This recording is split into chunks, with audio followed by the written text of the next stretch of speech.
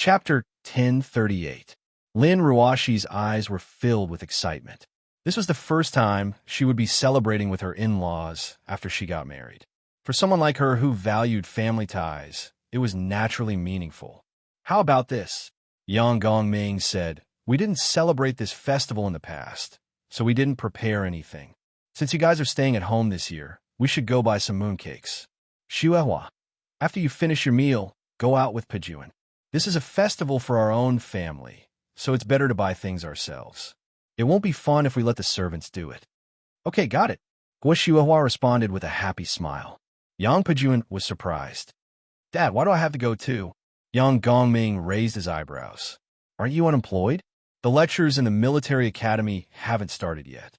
You have nothing to do anyway. Can't you do something like this?" "That's not what I meant," Guo Xuehua said impatiently. "Why? Did I delay your important matters by asking you to go shopping with me?" Yang Pejuan quickly waved his hand and smiled awkwardly. "Of course not, I was just asking." "That's more like it." Guo Xuehua was pleased and winked at Lin Ruashi. Lin Ruashi understood. It seemed like her mother-in-law was good at taming her husband. She couldn't help but feel amused. In the past, when Yang Pejuan was still the commander of the Jiangnan military district, he was domineering and had a scary face. However, now that he had retired, he became somewhat innocent. In fact, it was mostly due to the change in Yang Pejuan's state of mind. After going through all kinds of huge changes, Yang Pejuan gave up many of his obsessions and returned to his original self. Yang Gongming brought up his son personally, so he naturally wouldn't be too bad. "Oh, right." Yang Gongming turned to look at Yang Cheng, who was wolfing down his food. He didn't react to his grandson's ugly table manners at all. "Yang Cheng, bring Ruashi and go with your mom. It's good for women to have a companion. You can be their driver and help them carry their things." Yang Cheng heard this. Wasn't he asking him to go shopping with Yang Pejuan? This was clearly arranged by the old man. "Hey, old man," before Yang Cheng could finish, Lin Ruashi kicked Yang Cheng under the table and smiled. "Grandpa, don't worry. You will be happy to go." As he spoke, he turned around to look at Yang Cheng with a fake smile. "Isn't that right, hubby?" Yang Cheng swallowed his saliva and nodded with a stiff smile. "Of course, I'm happy to go." He couldn't help but have an uncomfortable thought in his heart. It seemed that he did have Yang Pejuan's genes. Otherwise, why would he be so afraid of his wife? After lunch, Yang Cheng obediently ran to the Yang family's garage and drove a relatively ordinary Chevrolet family car. It was spacious and could store a lot of things. In fact, although the Yang family had a lot of money, they were pragmatic, so there were no super luxury cars in the garage. Except for a few sports cars. Most of them were cheap and easy to use. Guo Xuehua and Lin Ruashi were talking and laughing excitedly. They sat in the back seat and talked about some interesting topics that only women would find interesting. And Yang Pejuan naturally wouldn't choose to sit in the front with Yang Cheng. He directly sat in the last row and closed his eyes to rest. Yang Cheng drove all the way to a shopping mall outside of Beijing's 4th Ring Road. It was bustling with traffic, and it was bustling. After all, tomorrow was the Mid-Autumn Festival, and many companies were on holiday. It was the peak of the crowd. After parking the car, Guo Xuehua and Lin Ruashi got out of the car arm in arm. Yang Cheng also got out, but when he looked at Yang Pejuan, he seemed to be frowning and didn't want to get out of the car. "What's wrong with you? Get out." Guo Xuehua turned around and said, "You guys go ahead. I'll wait in the car," Yang Pejuan said uncomfortably. Guo Xuehua looked unhappy and said sourly, "Yo, Commander-in-Chief Yang, don't put on airs. Come out and take a walk. This is a place for commoners to go shopping, and you're dirtying your feet? Or is it a disgrace for you to go shopping with us women?" Lin Ruashi almost couldn't hold back her laughter. Her mother-in-law was really not to be trifled with. As expected, Yang Pejuan was so embarrassed that he hurriedly got out of the car for fear of being heard by passers-by. "What are you talking about? I didn't think that much." "Humph, it's good that you didn't." Guo Xuehua rolled her eyes at him. She turned around and pulled Lin Ruashi's hand with a smile. "Let's go, Ruashi. Men care about their pride. Just ignore him." Lin Ruashi nodded in understanding. But when she turned around, she saw Yang Cheng was already eating fried rice cakes, and ham sausages at a stall selling fried skewers. Her smile froze instantly. Mom, some men don't care about their pride. Guoshuahua was confused. She followed Lin Ruashi's gaze and saw that her son had slipped to the food stall. Guoshuahua couldn't help but feel a headache when she saw him happily taking out his money to buy fried skewers. Didn't he just have lunch? What's wrong with this kid's stomach? As they were talking, Yang Chung suddenly waved at the three of them and shouted, "Wife, do you want 2 skewers? It's spicy." The moment he shouted, many passers-by looked over in surprise. Guoshuahua hurriedly dragged Lin Ruashi towards the market. She turned her head and said, "Let's go. Let's pretend we don't know each other." Lin Ruashi nodded in agreement. Yang Pajuan frowned, but there was nothing he could do. He could only follow Guoshuahua to the market. Yang Chung, who was left behind, wasn't disheartened. He smiled and paid for the food. He grabbed a few fried skewers in each hand and strode towards the market. The reason why they didn't go to a high-end department store and came to a place like this was mainly because they wanted to experience the lively atmosphere. After entering the market, Guoshuahua and Lin Ruashi walked in front. As long as they were interested in the small shops, they would go in and take a look. Yang Chung, on the other hand, wanted to try everything that was delicious and fun. Only Yang Pajuan kept a straight face and felt uncomfortable, so he followed them silently without saying a word. Unknowingly, the mother-in-law and daughter-in-law began to buy things that were originally just to buy mooncakes and some other things for the Mid-Autumn Festival. At first, Yang Chung could still carry snacks in his hands, but later on, he could only carry all kinds of bags with both hands. Yang Pajuan wasn't spared either. However, the man's hands hadn't fully recovered yet, so he couldn't carry too much, so he carried less. Even so, Yang Pajuan had never done something like carrying a woman's bags in his life. When he first carried the bags, his face was burning. He was afraid that Guoshuahua would be unhappy, so he could only endure it. It wasn't easy for him to reconcile with his wife. Yang Pajuan was worried about the gains and losses, so he was more tolerant than before. "Ruashi, you're in the fashion industry, so you must know more than me. But I think that the clothes and bags made by those LV and Prada brands are really not as good as those from the street stalls. Don't you think so?" Guoshuahua rubbed a leather bag of small brand in her hands and said happily, although Lin Ruashi knew that it wasn't that simple. After all, the use of those luxury goods wasn't just a matter of whether they looked good or not.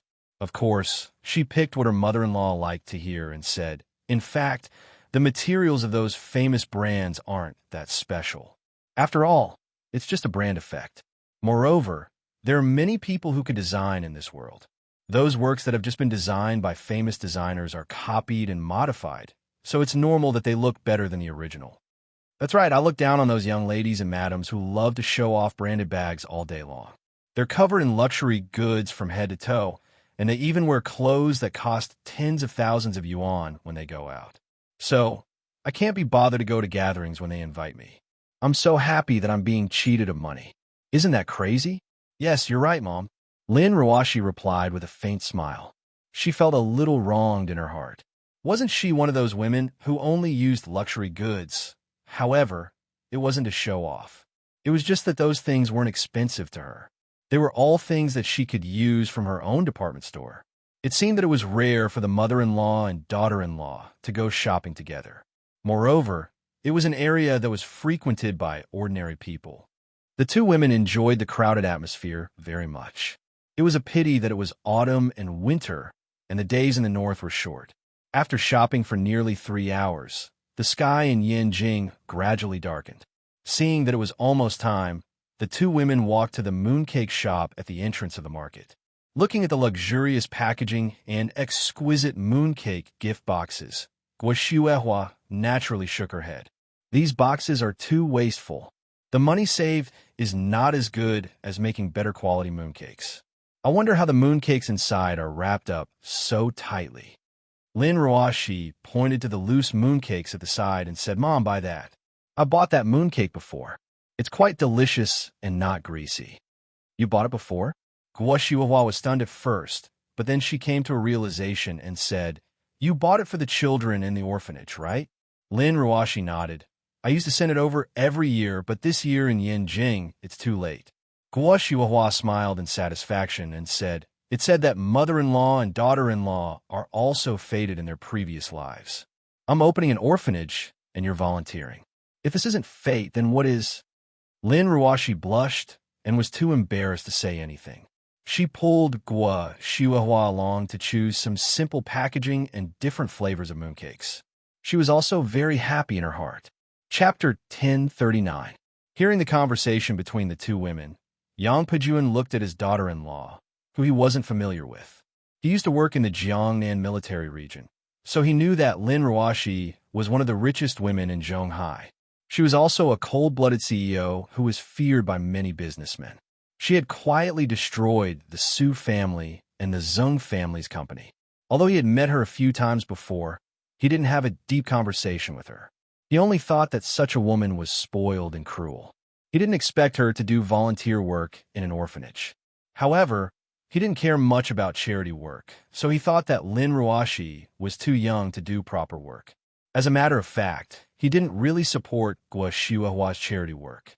First of all, there was a special department to do it. Second of all, the wife of the Yang family didn't hang out in the circle of wealthy ladies. Instead, she went around doing charity work and raising money.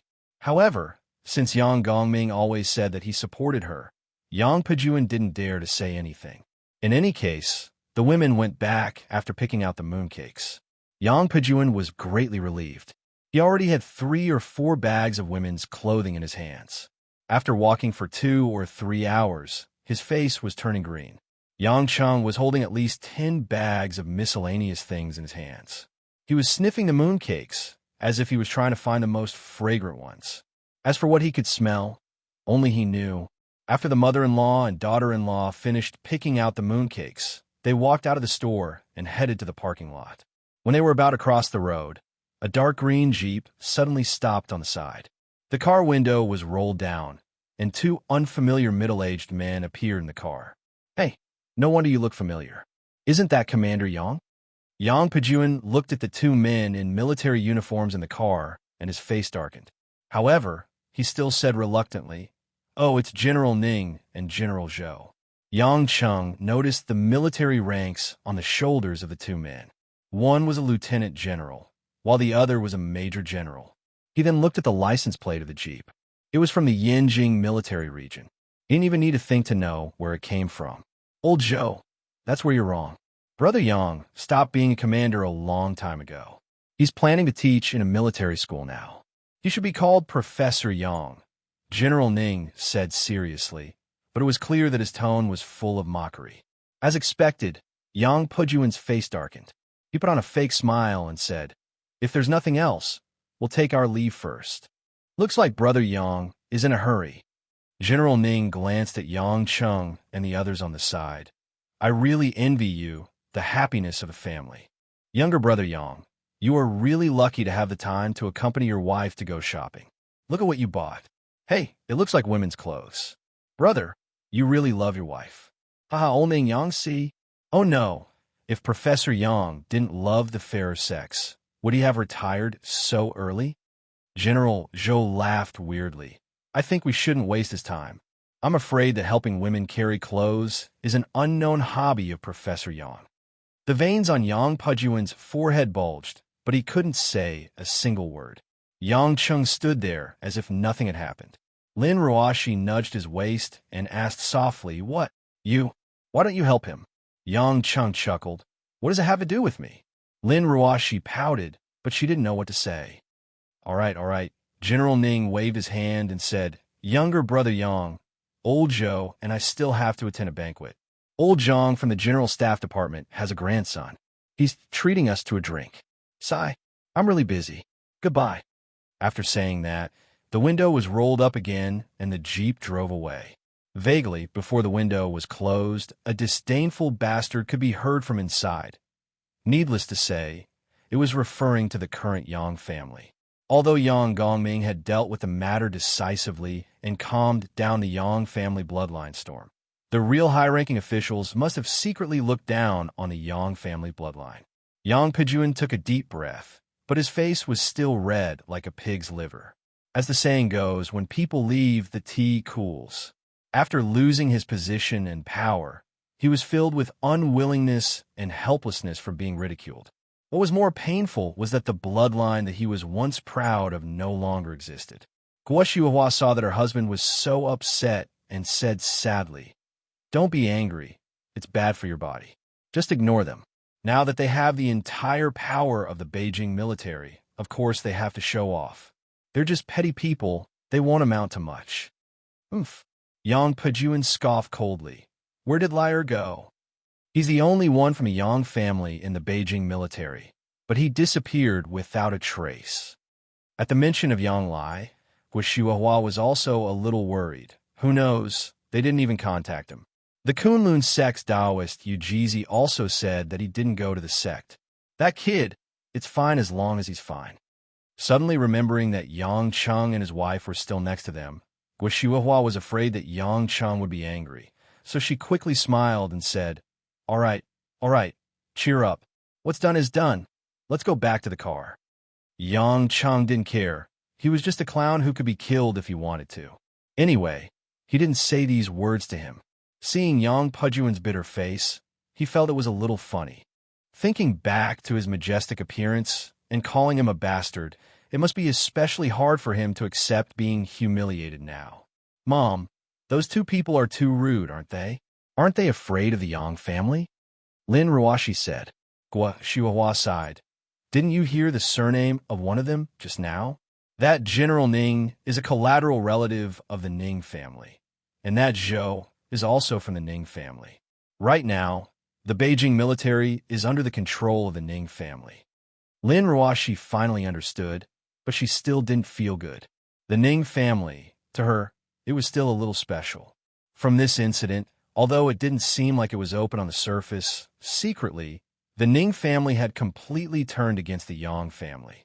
After crossing the road, the four of them walked to the car in silence.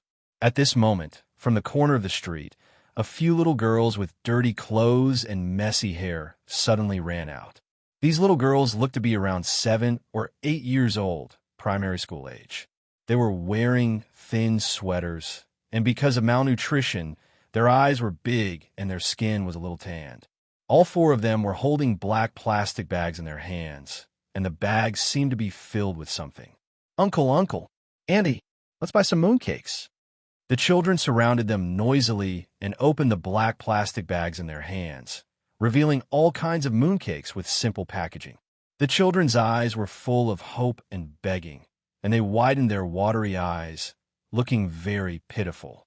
Guo Shuhua and Lin Ruoshi were immediately filled with sympathy as they looked at the children with heartache. "Little girl, don't be anxious. How much are these mooncakes?" Guo Shuhua asked as she patted the little girl's head. When the little girl heard this, she was overjoyed. She grinned and said sweetly, 1 yuan for one. "How many do you want, Auntie?" The price was cheap. Guo Shuhua looked at the big bags, and there were at least 100 mooncakes in them. She exchanged glances with Lin Ruoshi, and Lin Ruoshi nodded understandingly. "Let's buy all of them," Lin Ruoshi said. "Wait," Yang Cheng shouted. He took out a mooncake from one of the bags and showed it to the woman. "Look carefully. These mooncakes have expired and are moldy. The quality must be bad, or there's something wrong with the formula. You might die if you eat them." Guo Shuhua and the others took a closer look, and there were indeed signs of moldy. When they took a closer look, even the manufacturer's print on the mooncake was blurry. The little girl was anxious. She sobbed and tears rolled down her face. "Big brother, I beg you, buy a few mooncakes. I beg you, don't cry, Guo Shuhua said sadly. We'll buy them, don't cry. It's expired, so be it. At most, we won't eat them." Lin Ruoshi couldn't stand the scene and was about to take out money from her bag. Yang Pejuan was a little impatient. Although these children were pitiful, he wouldn't say anything. He just wanted to give them some money and go home as soon as possible. "Why are you in such a hurry? Aren't you an idiot if you don't know what's going on?" Yang Cheng held Lin Ruoshi's hand and said. Lin Ruoshi raised her head angrily. "Yang Cheng, do you have a conscience? This child is so skinny from hunger. What's wrong with buying some mooncakes out of pity? If you don't want to eat them, I'll eat them. It's none of your business, even if they die." Yang Chung was speechless. He smiled bitterly and shook his head. Madam Lin Ruoshi, General Lin, Miss Lin, Empress Lin, please don't misunderstand me, okay? What I mean is, these children were obviously forced to sell these inferior and expired mooncakes. Don't you think that instead of giving them money, it's better to find out who's behind the scenes? Otherwise, do you think the money to buy mooncakes would fall into the hands of these children? Lin Ruoshi and Guo Shuahua were stunned and looked at each other. It seemed to make sense. The two women weren't stupid. It was just that when they encountered such an emotional scene, they only cared about crying and sympathizing.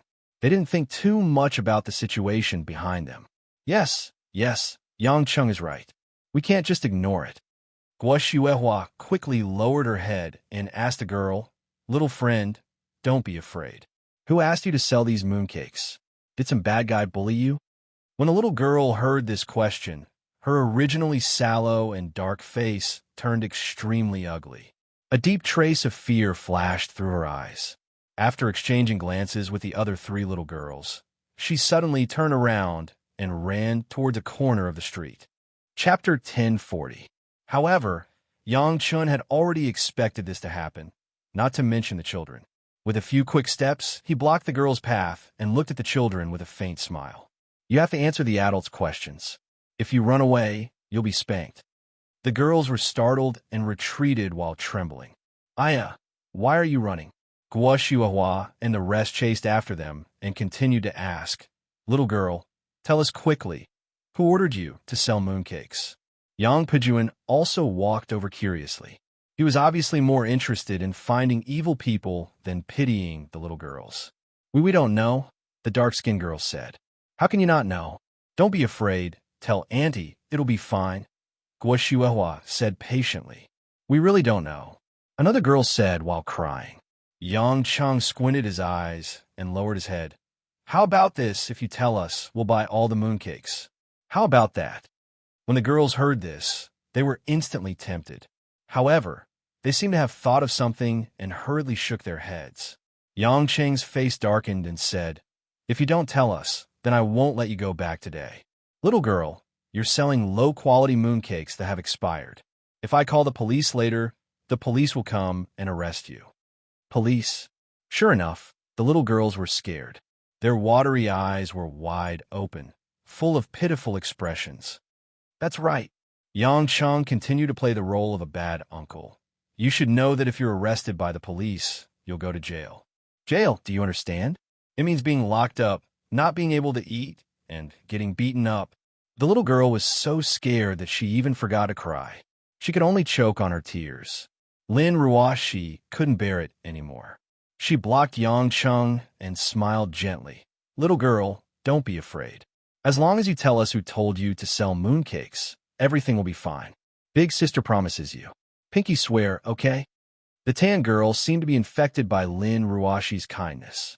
She murmured, but if I say it, I'll be beaten. He was beaten?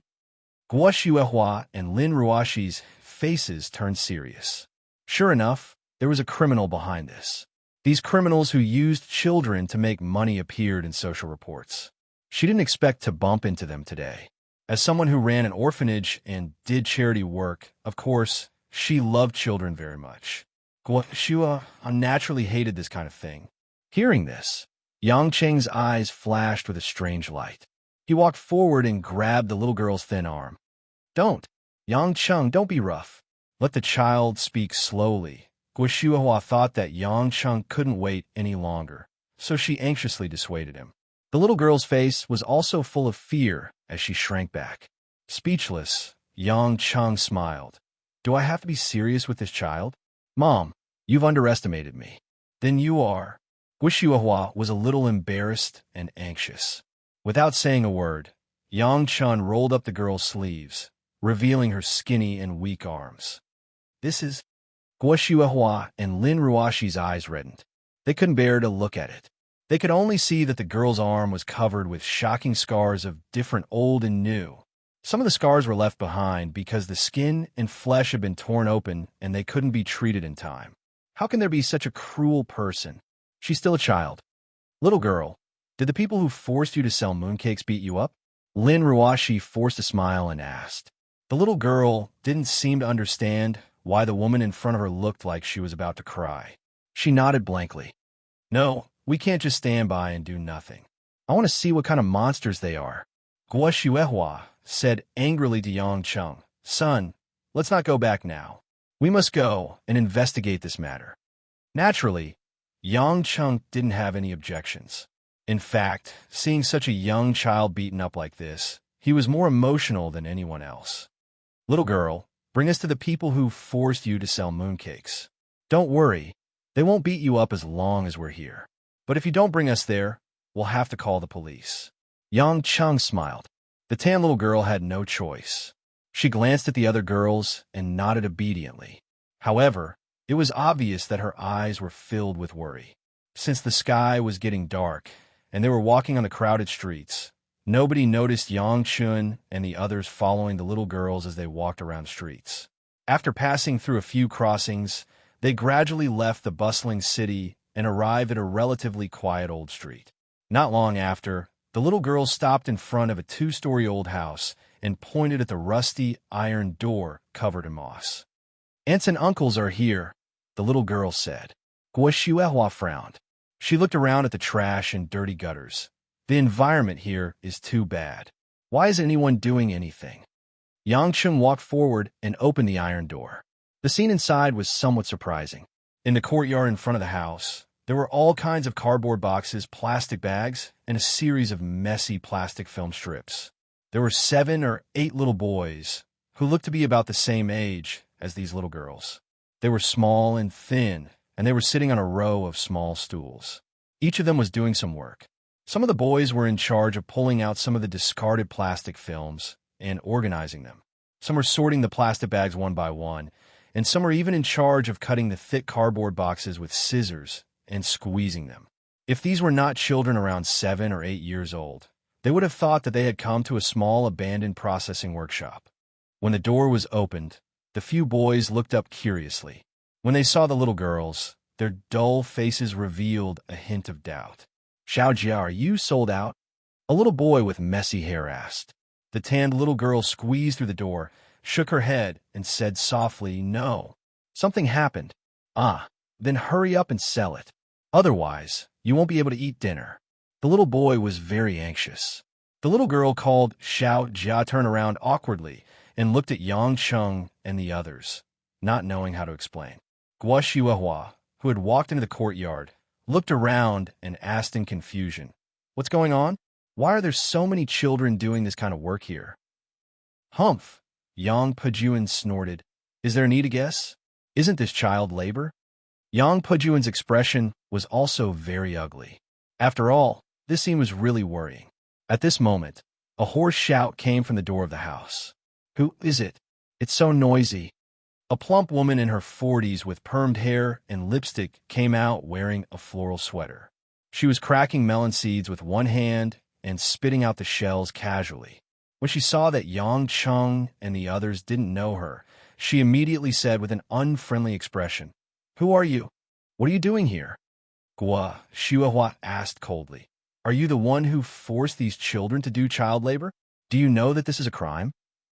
The plump woman looked at Guo Xuehua from head to toe, then glanced at Yang Cheng, Lin Ruashi, and Yang Pejuan, and sneered, Yo, who do I think you are? Are you here to pretend to be a philanthropist? Humph, I've seen too many people like you who don't know the immensity of heaven and earth. Know your place and get out of here. Otherwise, don't blame me for being vicious when you can't leave later. What did you say? Guo Xuehua was very angry. She naturally argued for what was right. But how could she be reasonable when facing such a shrew, seeing that his mother couldn't take it anymore? Yang Cheng touched his forehead and was about to say something when the plump woman started to scold the little girl. Little things, isn't it enough for you to eat and drink? How dare you bring people to make trouble for me today? I think you guys are itching for a beating again. The plump woman picked up a broom made of bamboo from the doorway and charged toward Xiao Jia and the other girls in a menacing manner. Xiao Jia and the other girls were so scared that their legs turned to jelly. They hurriedly squatted down and hugged their heads. They threw the bags of mooncakes on the ground, as if they were prepared to be beaten.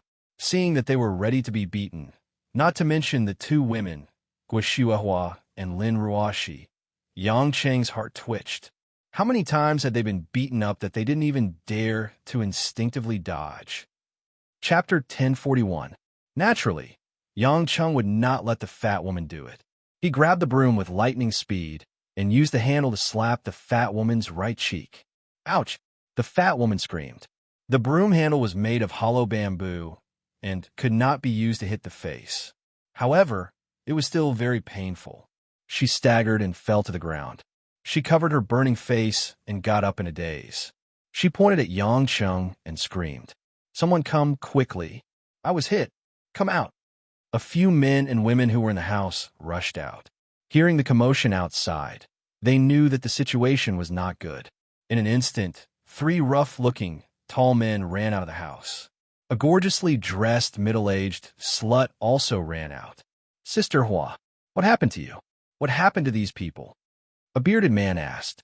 The fat woman, Sister Hua, covered her face and cried, "It's all because of Xiao Jia and those stinky girls. Not only did they not work properly, but they also provoked these bastards. They said that we hired child labor. I want to teach them a lesson, but they beat me instead. Damn it, they don't want to live. Brothers, let's go." The muscular man shouted. The other 2 men also rushed toward Yang Cheng. However, it was not difficult to deal with these boorish men. Yang Cheng casually took the broom and hit their legs 3 times. The 3 men fell to the ground. Yang Cheng threw the broom away and grabbed the collar of the muscular man, lifting him up completely. The muscular man felt his legs were in the air. He was so scared that he broke out in cold sweat. He weighed close to 100 kilograms. How could he be lifted up so easily? Big brother, spare me. Spare me." Xiao Jia and the other girls raised their heads cautiously when they saw Yang Cheng taking care of so many people on his own. Their eyes shone brightly. The boys had already stopped what they were doing and were watching nervously. The gorgeously dressed woman, on the other hand, secretly pressed the button on her phone to send some message. "Shut up." Yang Cheng was a little impatient and casually threw the man to the ground. The man immediately rolled away, not daring to come forward again. Yang Cheng said indifferently, "What are you shouting for? I'm asking you, where did these children come from?" This time, even the fat woman, Sister Hua, was well behaved. Knowing that Yang Cheng was not someone to be trifled with, she quietly retreated to a distance before replying, "Brother, please don't misunderstand. We really are not bad people." Yang Pajuan said in a loud voice, "You still have the cheek to say that you're not bad people? Don't tell me that these children volunteered to do this work." After all, Yang Pajuan had been a commander for many years. His authoritative appearance made the others feel a little numb. "Sir, we are really not bad people. These children all have a father and a mother. It was their parents who placed them with us. The work they do is all what their parents want. We're just looking after the children for someone else." Sister Hua said, feeling wronged. "Impossible. What kind of parents would let their children sell expired mooncakes and deal with these plastic bags here? Also, you beat these children. We all saw the wounds on their hands." Guo Hua's eyes widened with righteous indignation. The few men and women had bitter expressions on their faces, while the group of children shrank there, not daring to speak. At this moment, the sound of a car suddenly came to a halt outside the door. A pickup truck and a van stopped outside, and the words "Urban Management" were stuck on the side of the car. Soon, 5 or 6 men in urban management uniforms ran out of the 2 cars. They were holding electric batons in their hands, and they looked unfriendly. The bald man in the lead glanced at Yang Cheng and the others, and couldn't help but look at Lin Ruoshi a few times, revealing a hint of greed. "What's wrong? I heard that someone trespassed into a private house and caused trouble." The short, bald urban management officer screamed, "Hubby, help me." The gorgeously dressed woman suddenly rushed over and hugged the bald urban management officer's arm. She pointed at Yang Cheng and the others and said, "It's them. They trespassed and beat up Sister Hua and the others, and they even said that we hired child labor."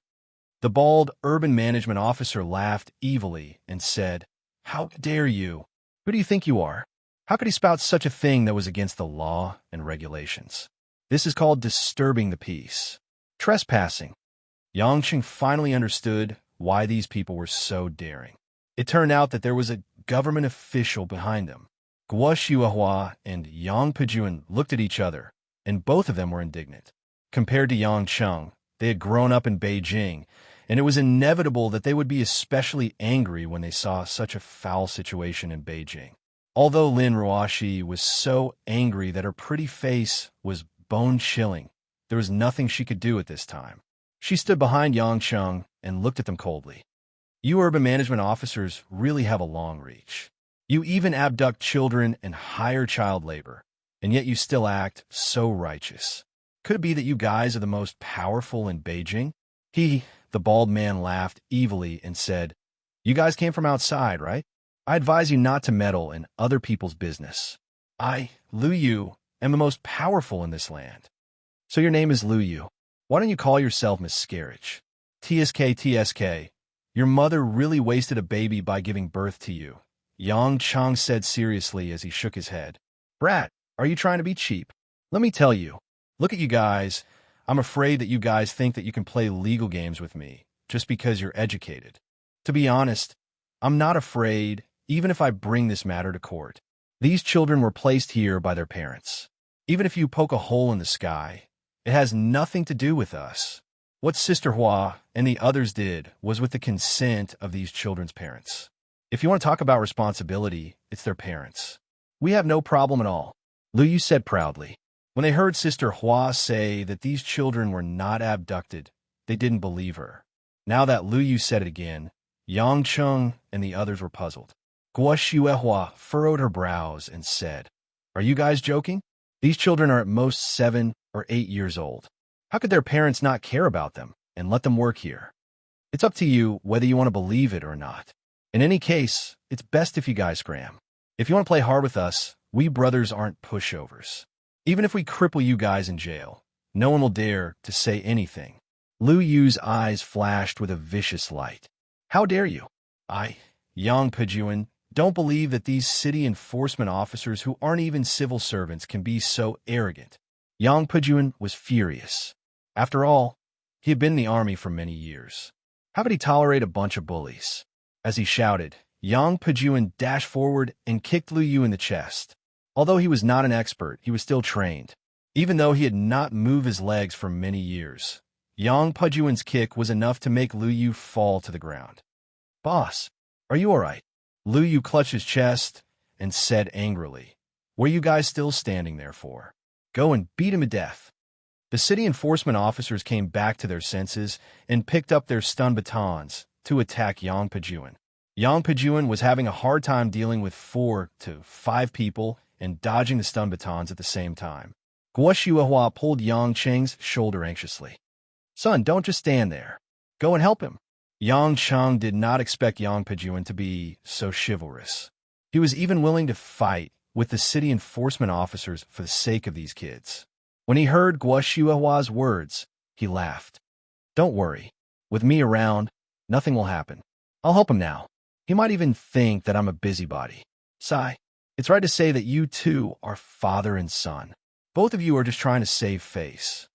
Guo Xiuehua scolded angrily. Right at this moment, Yang Pejuan felt a sharp pain in his arm, which had not fully recovered from Yang Cheng's attack. At this moment, a few stun batons were about to hit the man's head. Yang Cheng reacted quickly. Just as the stun batons were about to hit Yang Pejuan, he blocked all the batons with one hand. The stun batons hit Yang Cheng's arm, but did not have any effect. Yang Cheng did not say a word. He grabbed a baton from the side and hit the city enforcement officers with it. Chapter 1042. Bam! Bam! Bam! Every hit landed squarely on the lips of the city enforcement officers. Along with it, the city enforcement officers' teeth were all knocked out. Yang Pejuan broke out in a cold sweat. He had not fought for many years, and his injury had flared up earlier. When he came back to his senses, he saw that Yang Cheng had taken care of everyone. At the same time, he felt relieved. Of course, It was impossible for him to thank Yang Cheng. His hand was injured by Yang Cheng. Luckily, Yang Cheng did not expect Yang Pejuan to thank him. He just didn't want to put Guo Shuehua in a difficult position. Lu Yu watched as Yang Chun easily defeated his subordinate. He covered his bloody mouth and fell to the ground. He was so shocked that he almost peed his pants. Sister Hua and the others were especially timid and ran to a corner to hide. On the other hand, the group of children were filled with admiration and excitement when they saw Yang Chun defeating so many people on his own due to their childlike nature. Yang Chun pointed the stun baton at Lu Yu's chin and said, "What exactly is going on here? You better tell me word for word. Whether it's true or not, we have our ways to investigate. If you dare to lie, I'll smash your head into pieces right now. I believe that you're the boss here, but I also believe that you will not joke around with your life." Yang Cheng took out the stun baton and poked it on Lu Yu's bald head. Lu Yu could clearly feel the cold aura that Yang Cheng was emitting. It was like a stinging bee's venom that was coursing through his body. I will tell you everything. Lu Yu's bald head was covered in cold sweat as he started to narrate everything that had happened. It turned out that the parents of these children were migrant workers who came to work in other cities. In a big city like Beijing, these migrant workers did not have a fixed job. Even when they got married and had children, their children were not registered. Some of them were even born without birth control. They had no money, no house, and even food was a problem. How could they afford to raise these children? Not to mention school. Although some kindergartens allow students to enroll without a household registration, how could they afford it? As for Hope Primary School and the like, not everyone had the chance to go there. Many parents had no choice but to send these children who had just become more sensible here. Most of the residents in this area would take some simple jobs from the nearby small factories, and they would also do some shady businesses. For example, they would sell expired mooncakes. Sometimes, they would sell low-quality clothes or some small items for clearance. As for the plastic bags and cardboard boxes, they were sorted out by the small factory nearby. It was easy to do, so they handed it over to the children. As compensation for the children's work, their parents could get a small sum of money. These children could also eat and sleep here. At least they could support themselves. Of course, since they were the ones begging them to come over, it was as if they had signed a contract to sell their bodies. Sister Hua and the others could beat or scold them as they pleased. It could be said that the adults on both sides benefited, but the children suffered. It wasn't just this family. There were at least a dozen households in the surrounding area that employed these child laborers. It could be said that it wasn't strange at all. As Lu Yu and the other city enforcement officers, it was natural for them to cover up the situation here. They had to make money from both the factories and the residents. After listening to Lu Yu's words, Guo Shuehua and Lin Ruoshi's eyes were filled with tears. Looking at these emaciated children and the smelly plastic products in the yard, it was no different from slowly poisoning these children to death. Brothers and sisters, this really isn't our fault. If it wasn't for us, these migrant workers might not be alive now. Although they are suffering now, it's better than those babies who were secretly drowned as soon as they were born. Lu Yu muttered softly, "Shut up." Guo Shuehua's eyes reddened from anger. Tears streamed down her cheeks as she said, "How can you say such heartless things? Sister, this isn't our fault. We didn't do those things." Lu Yu said with a tearful face. "If you continue to spout nonsense, I'll smash your mouth," Yang Cheng said coldly. When Lu Yu heard this, he immediately covered his mouth, not daring to make a sound. Lin Ruoshi wiped the tears from the corner of her eyes and walked to the little girl, Xiao Jia. She squatted down, grabbed Xiao Jia's hand, and rolled up her sleeves. Looking at the little arm that was full of scars, Lin Ruoshi smiled bitterly and asked, "Your name is Xiao Jia, right?" "Yes." Xiao Jia nodded. "Do you get beaten often? Where do they beat you?" "Tell big sister, don't worry, with big brother here, there's no need to be afraid." Xiao Jia looked at the terrified sister Hua and the others, then looked at the calm and composed Yang Cheng. She mustered up her courage and suddenly lifted her old sweater, then turned around on the little girl's back. There were also shocking traces of whipping, and there were even bloodstains on her underwear. Xiao Jia put down her clothes and turned around. If you can't sell all the things you want to sell, or if you can't finish your work, you won't be able to eat, and you'll be beaten, scum, scum. Yang Pijuan couldn't help but curse as he looked at those people. I didn't expect there to be such a place in Beijing. Wouldn't it be worse if it was outside of Beijing? Guo was also full of worry, and she said dejectedly, I've been doing charity for so many years, and I've opened so many orphanages, but I don't even know the situation in my own hometown. Lin Ruoshi, who had been silent, held Xiao Jia's hand and said softly, Xiao Jia must be in pain after being beaten so many times. Xiao Jia shook her head and replied straightforwardly, It doesn't hurt, just a little. It's mainly because I can't eat, and I'm very hungry. It's bleeding, and you still say it doesn't hurt. It really doesn't hurt. Xiao Jia lowered her head. Yang Cheng sighed and said, Ruoshi, this child is telling the truth. She really doesn't feel much pain. What do you mean? Lin Ruoshi and Guo Shuihua looked over curiously. Yang Cheng's expression was a little complicated, and there was a hint of deepness in his eyes.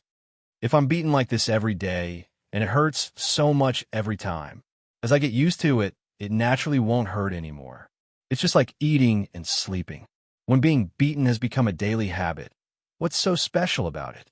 As he said that, Yang Cheng laughed self-deprecatingly. Didn't he walk all the way here? His skin was torn, and his flesh was torn. If it wasn't for this incident, he really wouldn't want to recall this memory.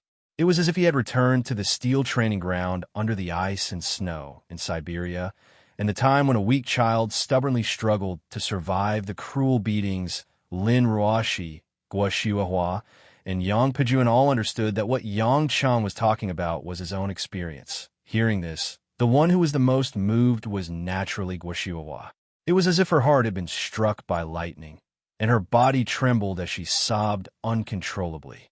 Yang Cheng, it's all Mom's fault. Lin Ruoshi bit her lips, but she didn't dare to look at Yang Cheng's smiling face. Yang Pijuan silently watched Yang Cheng's self-deprecating words, and his fists unknowingly clenched. Then, he looked at the children who didn't seem to understand the situation at all, and his eyes were filled with pain. Yang Cheng suddenly realized that his words had filled his mother and wife with sadness. So he quickly smiled and said, Why are you crying? Aren't I doing well now? Only those who have endured the most bitter of hardships can rise to the top. Isn't that how the ancient saying goes? If I didn't grow up being beaten up like a dead dog, how would I be able to beat people up so badly that they wouldn't even know what a dead dog looks like in the future? Kid, is this something you can joke about? Guo Shuihua said as she wiped her tears. Yang Cheng shook his head and smiled. He turned around and bent down to pat the head of a little boy beside him. It was the boy who was talking to Xiao Jia. Little fellow, what's your name? I'm Liuzi, the boy replied softly. Yang Cheng nodded and winked at the boy. Liuzi, it's okay to be beaten up, and it's okay to not have food to eat, but don't give up the determination to fight back. When you grow up and have the strength, you'll have to beat them back for me. Whoever bullies you today, you'll bully them tomorrow. When I was young, I was also beaten by many people. Those people relied on the fact that they were older and stronger than me, so they beat me all day long and snatched my food. But when I grew up, I had to beat all of them until they couldn't eat anymore. Remember, as long as a man is still alive, never admit defeat. Chapter 1043. Lu Zi was still young after all. Even though he was listening attentively, he didn't fully understand. He blinked and asked, Big brother, you were beaten up when you were young? Yang Cheng nodded with certainty. Lu Zi and the other boys around him had their eyes lit up, as if they were full of hope. Obviously, they were looking forward to the day when they grew up to seek revenge for all the grievances they had suffered, just like Yang Cheng. Lin Ruoshi looked at her husband, who was encouraging the children casually, but she couldn't help but feel suffocated. If it weren't for the fact that there were so many people watching, she would have rushed up and hugged the man from behind. Shuihua, what do you think we should do? Yang Pijuan came back to his senses and started thinking about how to deal with this matter. Guo Shuihua wiped her tears and said, We can't let these people go. We have to bring them to be interrogated and sentenced according to the law. Lu Yu and the other city enforcement officers broke out in cold sweat when they heard that. They didn't know what to do. Why did it sound like the police station was owned by their family? Big, big sister, spare me. We didn't commit murder or arson. What happened today wasn't something we could have done. Lu Yu cried and begged. Gua Shuahua snorted coldly. Don't worry. Everyone who is involved in this shady business will be arrested. Then, she turned to Lin Ruashi and said, Ruashi, I remember that your Yulei group has some mass media, right? Lin Ruashi seemed to understand something. She nodded and said, Mom, you want the media to report the situation here? That's right, Gua Shuahua said. Although the Yang family has some power, we can't interfere with all the government affairs and laws. We need the government's help to punish these people and find a way for the children and their parents to live. The best way is to let the media report on this matter. Only then will those people be anxious to deal with it. Otherwise, God knows how long it will take. Lin Ruashi understood and agreed with him. Actually, this kind of thing wasn't difficult. It was just that without the support of the Yang family, the media would probably be banned by the government if they reported on it. Now that he had a strong backing, he could freely report on these dark things. Although we can spend money to open orphanages and primary schools, there's always a limit to our manpower. In the end, we still have to rely on the operation of the entire system. Gua Shuehua sighed helplessly. The more we see these sad scenes, the harder it is to calm down and put down the things that we have to do. Hearing Gua Shuehua's sigh, everyone could only remain silent. Gua Shuehua was very good at dealing with this kind of situation. After that, she called people from various departments to search the entire area. As expected, they found serious cases of child abuse. Because Gua Shuehua and Yang Pejuan both grew up in Beijing, they naturally knew the officials from various departments. Everyone knew each other well, so of course they were eager to please the Yang family.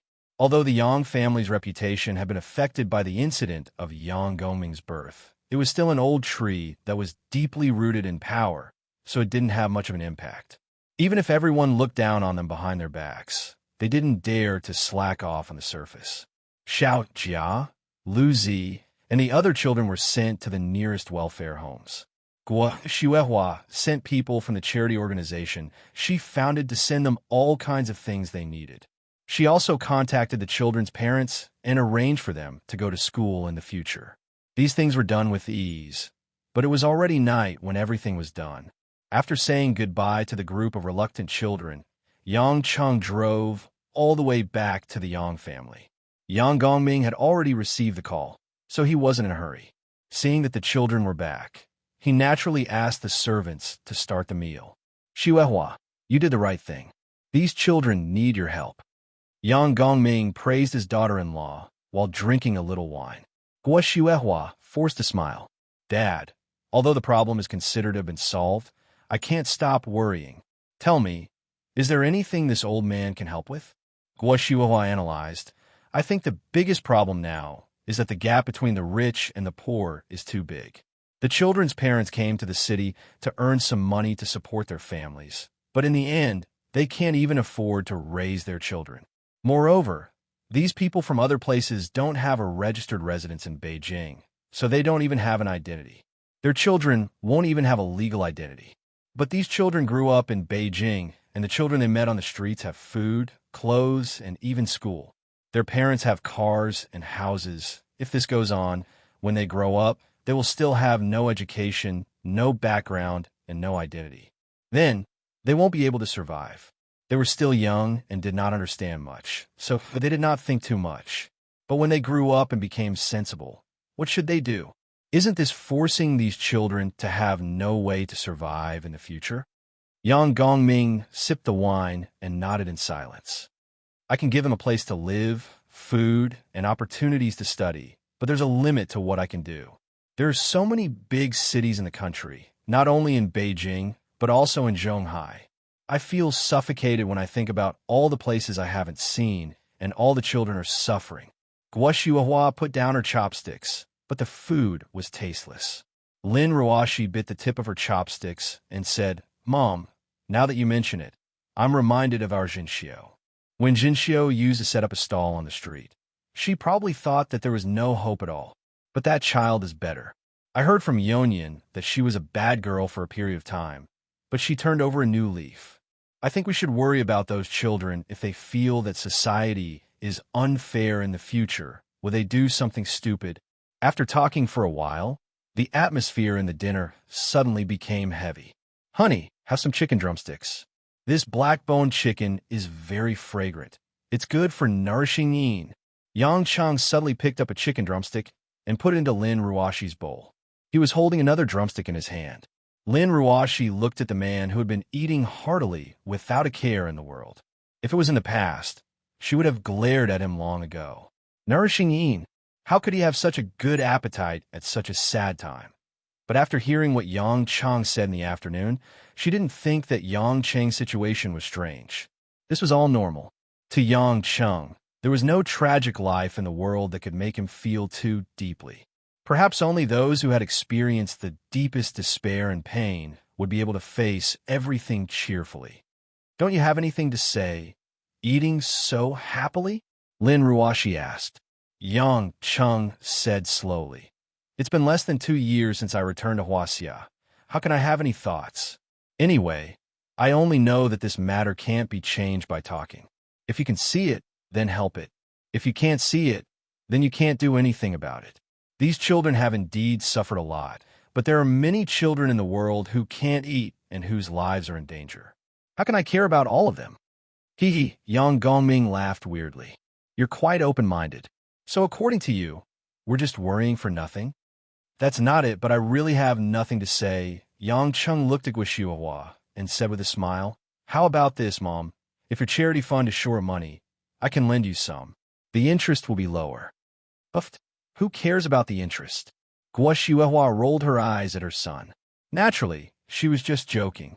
When they were about to finish eating, Yang Cheng moved closer to Lin Ruoshi's ear and said, Honey, I'm going out to take care of something. I might be back late. If you're tired, you can sleep first. Lin Ruoshi thought for a while and said calmly, You're going to look for Sister Kai Ning and the others. Yang Cheng was stunned. How did you know? The reason you didn't tell anyone is because you don't want me to know. That's the only reason you don't want me to know. Lin Ruoshi glanced at him disdainfully. If I'm tired, of course I'll sleep first. Who would wait for you? Although she was very unwilling, Lin Ruoshi couldn't stop him now that things had come to this. However, she still felt a little sour in her mouth. Yang Cheng smiled and scratched his head. After all, he was going back to Zhonghai after tomorrow. Kai Ning and Tang, one probably wouldn't go back. He might as well send the Bodhi pill to them tonight. Especially since Kai Ning had reached the Xiantian realm, he wanted to see if it could help her reach a higher level. Chapter 1044. After dinner, Yang Cheng eagerly went to the Tang family. After the incident with Yanbuan, everyone in the Tang family was already afraid of Yang Cheng. Naturally, they welcomed him with smiles. Although Tang Zhichen had passed away, the Tang family was still the wealthiest among the 4 major families. Their business assets were spread all over the world. The death of an old man in politics did not have much of an impact. Tang Huang and Tang Wan were surprisingly peaceful when it came to the issue of the successor of the Tang family. Tang Wan took the initiative to let Tang Huang be the head of the Tang family, and Tang Huang did not touch Tang Wan's maple group in the south at all. The two of them occupied half of the family, as usual. It had to be said that such a change was mostly thanks to Yang Cheng. As long as Yang Cheng stood on Tang Wan's side, naturally no one dared to belittle Tang Wan's position in the family. After dismissing the servants who were fawning over him, Yang Cheng went straight to the independent villa where Tang Wan lived. Before he came, he had already contacted Tang Wan. She was already waiting in the house. As soon as he entered the house, he saw Tang Wan wearing a loose cotton nightgown. She was sitting cross-legged on the sofa, looking at something on her tablet. Looking down from the side, the woman's wide collar, although she was wearing a violet lace bra, was still unable to cover a small part of the ball. Her flawless white neck was as delicate as a young girl's. A few strands of hair hung down, adding a hint of elegance and charm. What made Yang Cheng drool a little was that Tang Wan was actually wearing a pair of big black-framed glasses. This casual dressing added a touch of intellectuality to a mature woman, making her especially attractive. Coming. When Tang Wan heard the door open, she raised her head and smiled lightly. Why are you still wearing glasses? Yang Chung thought to himself. Is he trying to seduce me? Oh, it doesn't have a prescription. It's easier to focus. Tang Wan took off her glasses and put the tablet aside. She leaned against the back of the sofa and smiled. Lin Ruashi didn't come with you? Yang Chung was stunned. Why do you ask? Of course, Ruashi won't come. Oh, I thought she would be worried that we would do something, so she followed us. Yang Chung was speechless and said with a bitter smile, It's not that exaggerated. It's precisely because you like to joke with her that Ruashi is especially hostile towards you. I'm not joking. If I were 10 years younger, I would definitely divorce you. I wouldn't want to be your lover. Tang Wan bared her teeth and said. Yang Chung walked forward and wrapped his hands around the woman's soft waist. With a light lift, he put Tang Wan's entire body on his shoulders. Aya, what are you doing? Didn't you say you were going to guide me in my cultivation? Tang Wan's pretty face turned red. One of Yang Cheng's big hands slapped the woman's plump buttocks, causing a wave of buttocks to roll. Who told you to speak nonsense? It's still early anyway. I'll go to bed and punish you for an hour before I start cultivating. After saying that, he strode upstairs after more than an hour on the big bed in Tang Wan's bedroom. There was a burst of flirting. When Tang Wan was about to turn into a pool of soft spring mud, lying on the bed and panting, Yang Chung proudly patted the woman's plump buttocks. You're not allowed to be lazy. Get up and sit down to cultivate properly. Ignoring the woman's coquettish pout, Yang Chung took out the bottle of Bodhi pills from the mustard seed storage ring. After taking out one, he placed it next to Tang Wan's sandalwood mouth.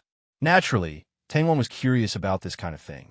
She playfully sniffed it with her delicate nose and looked up. It smells like herbs. Yang Chung smiled stiffly. These elixirs are mostly made by mixing all kinds of medicinal materials. Do you think it smells like butter? This time, Tang Wan got up obediently.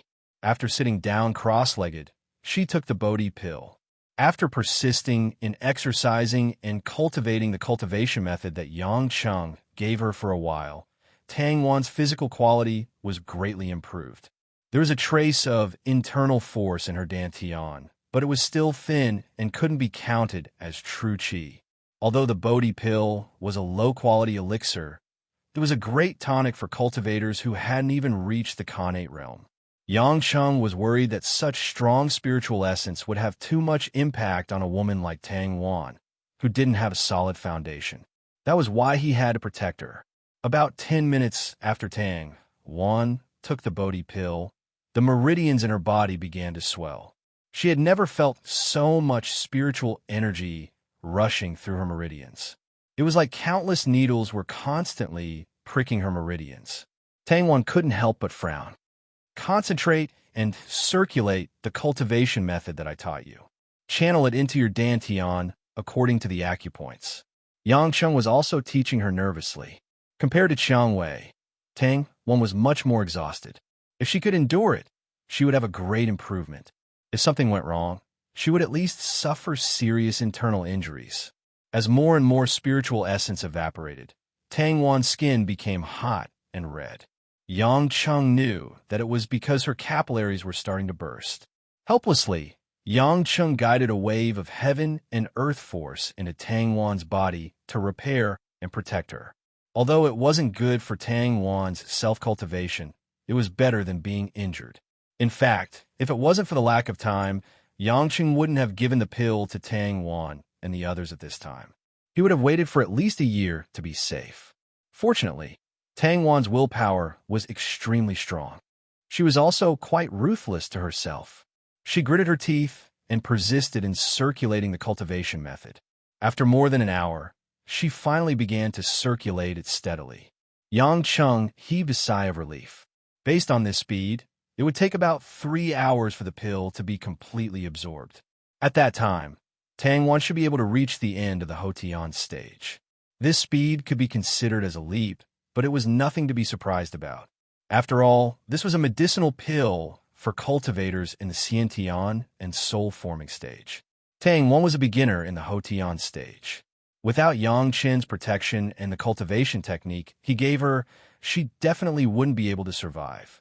More importantly, ordinary cultivators wouldn't have the chance to obtain the pill from Hongmeng.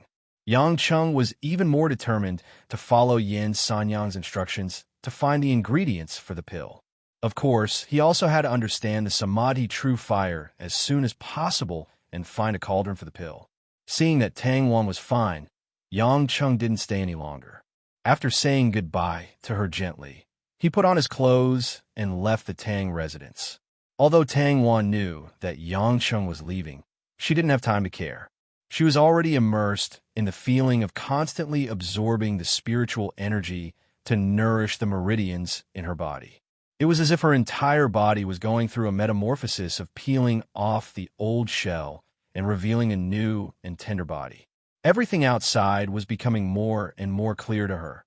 On the other side, Yang Cheng quickly drove to the Kai residence. The Kai residence in the military was much more deserted.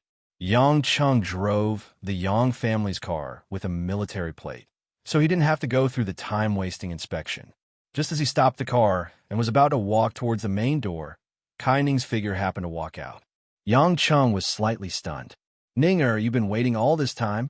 Kai Ning made a shushing gesture and waved at Yang Cheng. "Follow me. We'll go through the back door."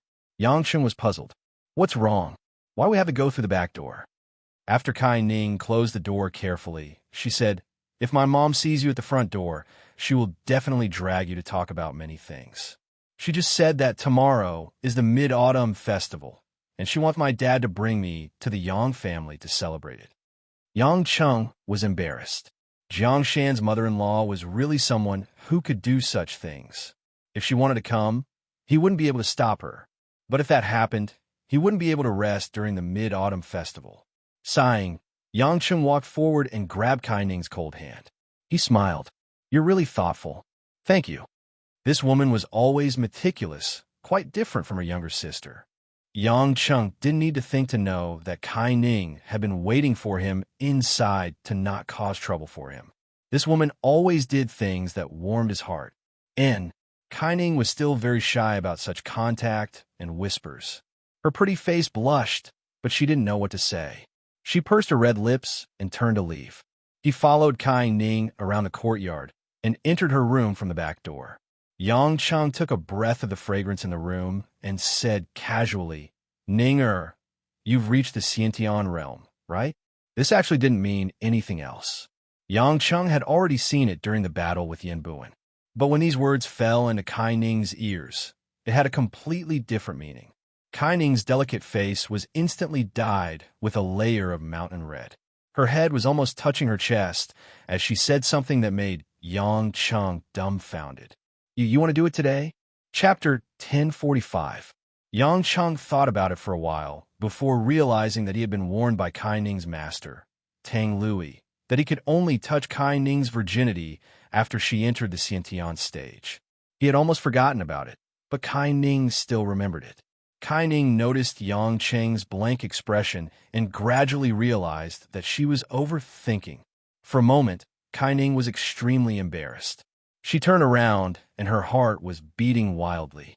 Her usual calm and demure demeanor was nowhere to be seen. She was like a helpless little girl who had her first awakening of love. Yang Cheng smiled and walked forward, hugging the woman's slender waist from behind.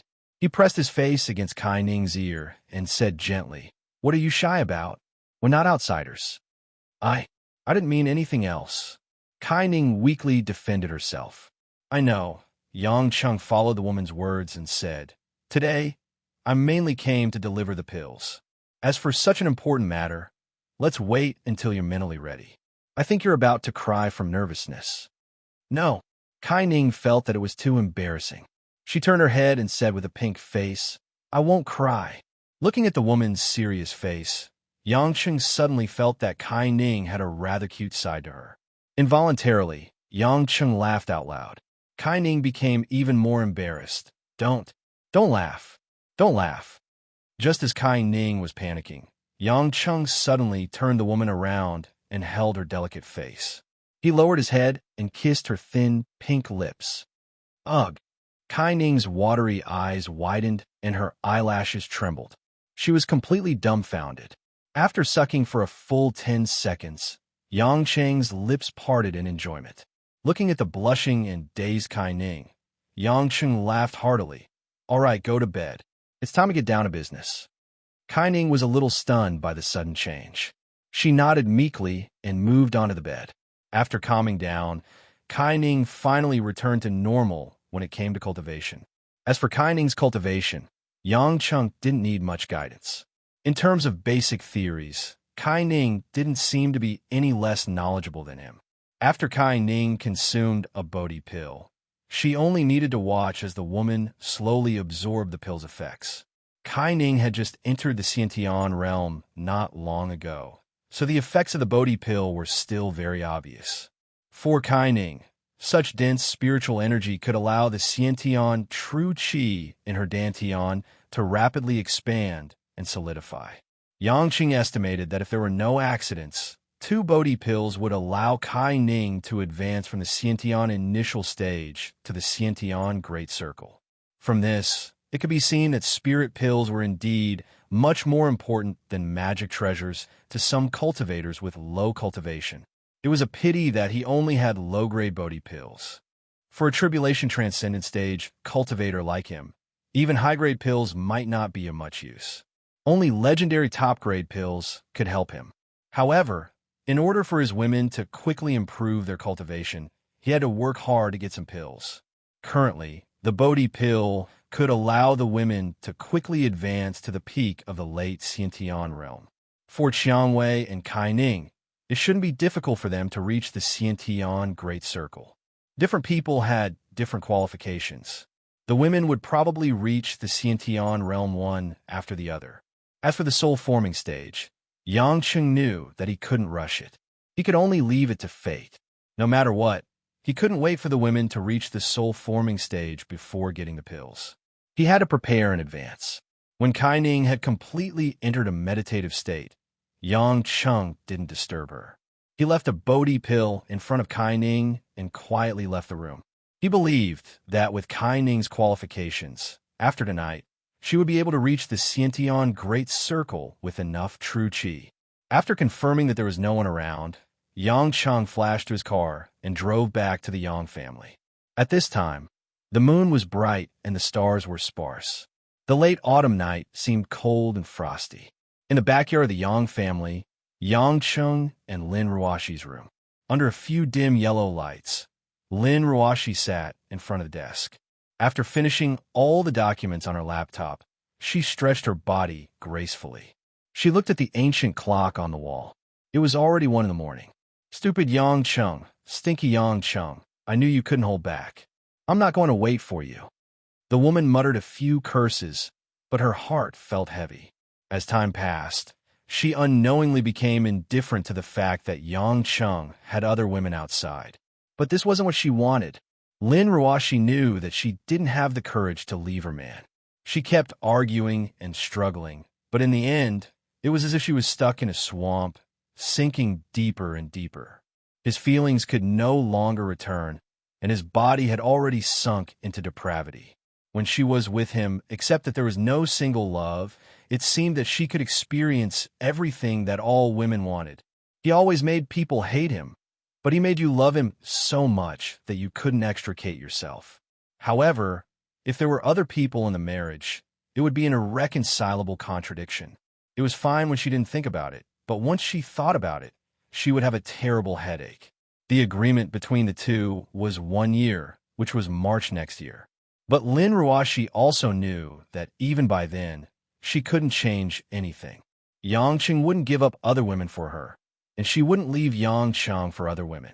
This was an irreconcilable contradiction, which was equivalent to a law. Lin Ruoshi was very puzzled about how those women in the Middle East solved the problem of polygamy. How did they get along in the process? While she was thinking about this, she suddenly heard a knock on the door.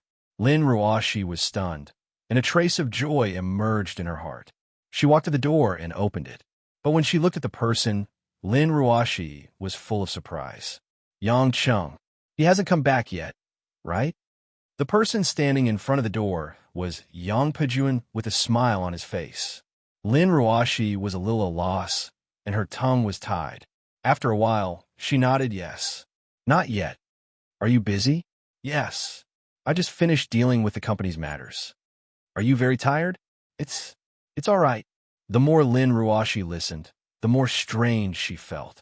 Yang Pajuan seemed very amiable. Don't be nervous. I'm not here to look for him. I'm here to talk to you. Me? Come out for a walk. This is just a chat between father-in-law and daughter-in-law. Father-in-law and daughter-in-law? Lin Ruashi only felt that there was something wrong with her ears. How could Yang Pajuan say such a thing? But obviously, she wasn't that old, and there was nothing wrong with her ears. She closed the door numbly and followed Yang Pajuan to the backyard. Most of the servants had gone to rest at this time, and only a few patrolmen on night duty would walk by from time to time. The courtyard was quiet, and the temperature was relatively low, making Lin Ruashi a little regret that she didn't wear a scarf when she came out. Yang Pajuan walked in front with a calm expression, and suddenly said leisurely, I heard that you took over Ulay International before you graduated from university? Lin Ruashi had also calmed down from her nervousness at this time, and replied softly, I graduated from undergraduate, but didn't finish my master's. That's about the same. Nowadays, many places require a master's to become a civil servant, and you're already very outstanding. Although I used to be in the army, I heard a lot about your successful business operations. I've always been curious about how such a young CEO and a girl could do so many big things, but I never had the chance to meet you. I didn't expect that the first time I met you, you would become a member of our Yang family. Lin Ruashi was somewhat flattered and didn't know how to respond.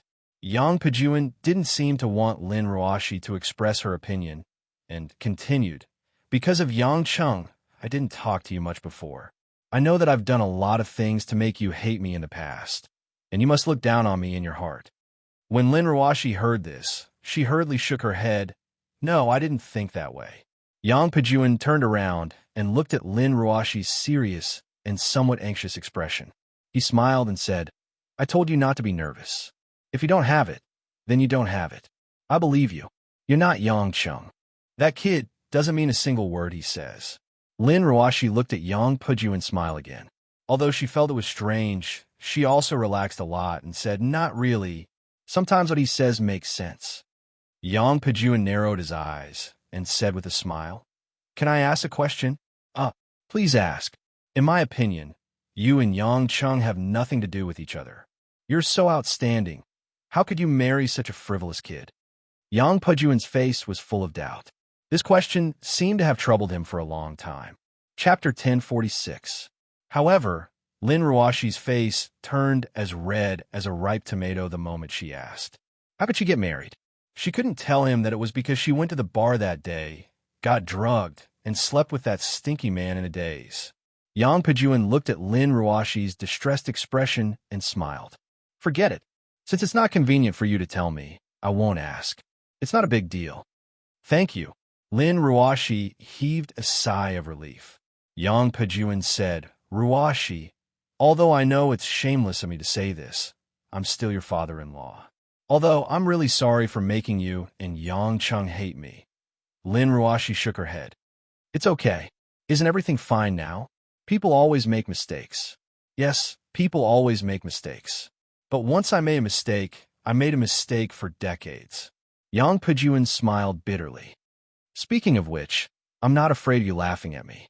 When I was young, although I married your mother-in-law, I always thought that Xua Hua chose me because she couldn't get together with Ning Guangyao. Since then, I've been working hard to prove to her that I'm better than Ning Guangyao. Gradually, even I myself have forgotten why I've worked so hard. I value power and reputation more and more, even because of these. I've been at odds with Xua Hua for so long. If it wasn't for Yang Cheng's appearance, I'm afraid I'd still be stuck in that vicious circle, unable to get out. Speaking of which, although this kid is despicable, he helped me break those obsessions that I shouldn't have. Lin Ruashi was surprised. She didn't expect Yang Pajuan to have such a plot. She thought about her mother-in-law. Although she was a beautiful woman, she was still old. She never thought that for Yang Pajuan, Xua Hua was the woman he sacrificed everything for when he was young. In that case, Yang Pejuan was just a poor man who lacked confidence in relationships.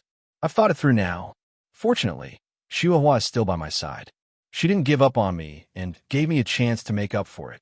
Yang Pejuan smiled bitterly. Unfortunately, I can't have a good relationship with Yang Cheng anymore. Lin Ruoshi blinked and said, why? As long as you say it to him. Yang Cheng isn't a stingy person. You don't understand. Yang Pejuan smiled. Things between men are simple, but they're also complicated. This isn't something that can be forgiven just by saying it out loud. Moreover, I really can't stand that kid's way of doing things, and he won't accept a person like me as his father. So, let's forget about this matter. The current situation is pretty good. Lin Ruoshi felt it was a pity, but she could only nod silently. Speaking of which, I called you out today because I have something to ask of you, Yang Pejuan said seriously. What is it? Lin Ruoshi was puzzled. It's about Lai Yang Lai. That's right. Yang Pejuan didn't hesitate and frowned. I just heard from Xiuhua that Yang Cheng has made up his mind. If he sees Lai again, he will kill him. I know that Lai can't win against Yang Cheng. Lin Ruoshi smiled bitterly. You want me to stop Yang Cheng? Although this is very shameless, as a father, I can only come here to beg you, Yang Pejuan said sadly. Liar is also a pitiful child. I know that he has made many unforgivable mistakes. I hope that Yang Cheng can at least not harm Li's life on account of their blood relationship. Lin Ruoshi sighed helplessly. I want to help too, but he can't change his mind once he has made up his mind, so I can only ask you to do your best. The only person who can stop Yang Cheng now is you. Looking at Yang Pejuan's sincere expression, Lin Ruoshi's heart couldn't help but soften. I can only promise to try my best to persuade him, but the premise is that Yang Lai is not allowed to do anything to harm my husband. Otherwise, even I will want him dead, Lin Ruoshi said seriously. Yang Pejuan smiled in relief. It seems that you really like Yang Cheng. I am already very satisfied that you can say that. Lai can only depend on himself as to how far he can go. Lin Ruoshi nodded, but in her heart, she didn't think that Yang Lai had a chance to survive. Yang Pejuan raised his head and looked at the blurry moonlight. The clouds slowly drifted past, and his face couldn't help but show a touch of vicissitude. I have already discussed with Xiuhua. When she goes with you to Zhonghai, I will help her with some charity fund matters in Beijing. We may not see each other much in the future. Lin Ruoshi was surprised. Mother is still going back with us. Why? You don't like your mother-in-law living with you? Yang Pejuan smiled. Lin Ruoshi hurriedly shook her head. Yang Pejuan said, I know that I am not qualified to say this, but I hope that in the future, you could take good care of Xiuhua and Yang Cheng. Although Yang Cheng doesn't seem to need anyone to take care of him, he actually needs someone to accompany him more than anyone else. Lin Ruoshi looked at Yang Pejuan in a daze. Suddenly, she felt that the man in front of her was somewhat unfamiliar. All right, if you continue, you will become a long-winded old man. Yang Pejuan laughed at himself and waved his hand at Lin Ruoshi. I'm going back. You should also go and rest early. Looking at Yang Pejuan's back as he walked away, there was actually a trace of desolation. This made Lin Ruoshi slowly turn around after a long time and return to her room in a daze. However, what Yang Pejuan and Lin Ruoshi didn't know was that on the roof of her room at the side, the main character of the conversation was already lying on the tiles, looking up at the night sky. When Lin Ruoshi walked into the room, she subconsciously rubbed her cheeks that were dry because of the cold. Just as she was about to turn around and close the door, she saw a figure quietly appear outside the door. You scared me. When did you come back? Why didn't you say anything? Yang Cheng looked at the woman's pouting face and reached out to touch Lin Ruoshi's face with a chuckle. I thought you weren't coming back tonight, Lin Ruoshi said as she closed the door. Why does it sound like you want me to spend the night outside? That's good, I'll be alone. Yang Cheng walked to the side of the bed and took off his clothes one by one. He said with a faint smile, All right, we're already an old couple. I still don't know what you're thinking. Hurry up and wash up and sleep. Lin Ruoshi still wanted to say something, but she saw that Yang Cheng had already walked into the bathroom, so she could only give up. After the two of them finished washing up, Lin Ruoshi thought that Yang Chung would definitely do something, but she discovered that Yang Chung was actually lying there quietly, looking up at the ceiling in a daze. Only then did Lin Ruoshi realize that the man was a little different tonight, but she couldn't tell what was strange about it. At this time, Yang Chung turned his head and asked, "What's wrong? Why aren't you turning off the lights? Do you still need to work?" Oh. Lin Ruoshi suddenly came to her senses and turned off the bedside lamp. When the room became dark, the two of them could hear each other's breathing. After a long time, Lin Ruoshi realized that Yang Chung really didn't have any thoughts. "What are you thinking about?" Lin Ruoshi couldn't help but ask curiously. Yang Chung let out a long sigh, turned around, and reached out to pull Lin Ruoshi into his arms. "I'm thinking about life." "Liar." Lin Ruoshi giggled. The man's hand was especially honest today. He only placed it on her waist and didn't touch any sensitive parts. And the bad thing below didn't raise its head as it usually did. Lin Ruoshi could sense that Yang Chung had something on his mind, but he didn't want to tell her frankly. "Then don't ask me. Let me sleep quietly with you in my arms." And the night was uneventful. The next day was the Mid-Autumn Festival. Everything that happened last night didn't seem to affect them at all. Lin Ruoshi happily followed Yang Gongming around the vegetable field for most of the day, while Yang Chung went to the Li family to play with Li Dun. The newlywed Li Dun couldn't bear to leave Tang Exen, whose belly was getting bigger and bigger, so he hurried home before the sky turned dark. At night, the Yang family had a proper Mid-Autumn Festival. After dinner, Yang Chung took Lin Ruoshi to the center of Yinjing City to watch the lantern show. After a comfortable day of relaxation, they had breakfast the next morning and returned to Zhonghai with Guoshuahua. Lin Ruoshi couldn't wait to go home to see Lan Lan. She was clearly addicted to being a mother. But as soon as they arrived at the door, Yang Chun and the other two were stunned by the scene outside. Chapter 10:47. There were 3 unfamiliar Mercedes-Benz S600 parked in front of the house. It was obvious that they were not ordinary guests. Standing beside the cars were burly bodyguards in black suits and sunglasses. When they saw Yang Chung and the others, they bowed politely. Yang Chung looked at the faces of these people. They did not seem to be from Huaxia. He asked in Korean, "Korean?" One of the bodyguards nodded. "Mr. Yang, it's been a while." Yang Chung then remembered that these people were from the Star Moon Group, who came to look for Jinxiu last time. Sure enough, the door opened, and out came a figure whom he had only met once. Park Jong-yun was as elegant as ever. He was dressed in a black casual suit, a white shirt, and an exquisite black bow tie. His hair was glossy and shiny. "Mr. Yang, General Lin, I heard that you were coming back this morning." Just in time, Yang Chung stepped forward and shook hands with this gigolo. Lin Ruoshi nodded out of habit. "Mr. Park, are you here to look for Jinxiu?" Yang Chung asked with a raised brow. Park Jong-yun nodded with a bitter smile. "Grandpa is at the end of his rope. I'm here on his orders to try my best to bring my cousin back to Korea to see him one last time." President Park Cheon, is his illness still not getting better? Lin Ruoshi asked with a hint of regret. As a businesswoman, Lin Ruoshi was well aware of Park Cheon's status as the founder of the Star Moon Group in Asia.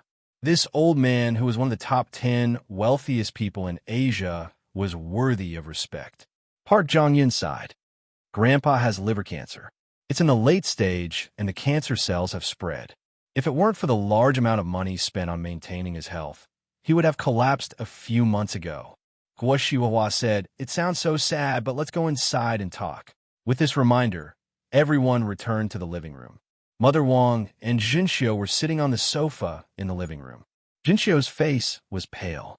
When she saw Yang Chung and the others, she forced a smile. "Brother Yang, Sister Ruoshi, Aunt Gua, you're back." "Oh, Jinxiu, are you all right?"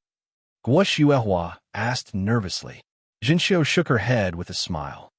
"I'm fine." Mother Wang smiled bitterly and said, "How could you say you're fine? You look so pale. You don't want Lan Lan to see what's happening here." "I asked Min Wan to bring Lan Lan out for a walk." Mother Wang replied, "It's better not to let Lan Lan know about this, so I asked Min Wan to bring Lan Lan out for a walk." Lin Ruoshi nodded in understanding. As long as Lamlin's grandfather did not take her away, everything would be fine. After everyone was seated, Park Jong-yoon said, "Jinshio cousin, I know this is difficult for you, and you might not be happy about it, but I'm here today because I really hope that you can come back to Korea with me. Star Moon Group needs you, the family needs you, and Grandpa needs you even more.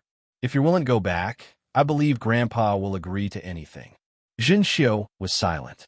Between the hatred of her parents and the call of her family, the girl who had just entered university did not know how to choose. Park Jong-yoon said helplessly, "I know I can't convince you. Maybe Grandpa did something that you can't let go of, but this is my last request. Before I came, Grandpa recorded a video when he was still conscious. I brought it here for you to watch." As he spoke, Park Jong-yoon stood up and retrieved a disc from his underling. He walked to the television in the living room and inserted it into the projector. No one said a word as they waited for the image to appear. Not long after, an old man lying on a sickbed appeared on the television screen. His face was as pale as wax paper. From the edges and corners of his face, one could see the shadow of his former self. The voice of the dying old man was trembling slightly, but it was barely audible. "Child Jinshio, I'm your grandfather, Park Cheon. I know I've let you down. I've let your father and mother down. But please believe me, the pain of losing your mother, my most beloved daughter, has been tormenting me day and night. For the past 20 years, I've regretted it countless times and made countless wrong judgments. I don't have the chance to hesitate anymore. This must be God's punishment for me, but I can't erase the guilt I feel for you. I know you've had a hard time in Hwasia. Can I beg you, please come back and see me? Star Moon Group was your mother's to begin with. I want to hand it over to you. Jinshio, please forgive me." The old man's tears flowed down his cheeks as he spoke. Although they were speaking in Korean, Jinshio had been influenced by her mother when she was young. Although she couldn't speak fluently, she could still understand. At that moment, Jinshio's eyes were red. She was unable to shed tears due to her heartache, but she kept sobbing. Lin Ruashi gripped Yang Cheng's arm tightly and whispered, "Aren't you very powerful and can recover quickly? Can't you think of a way to save Mr. Park Cheon?" Yang Cheng smiled bitterly. "If it's poisoning or something like that, there's a way. But it's a cancerous lesion and it's in the late stage. It's a deterioration of the human tissues.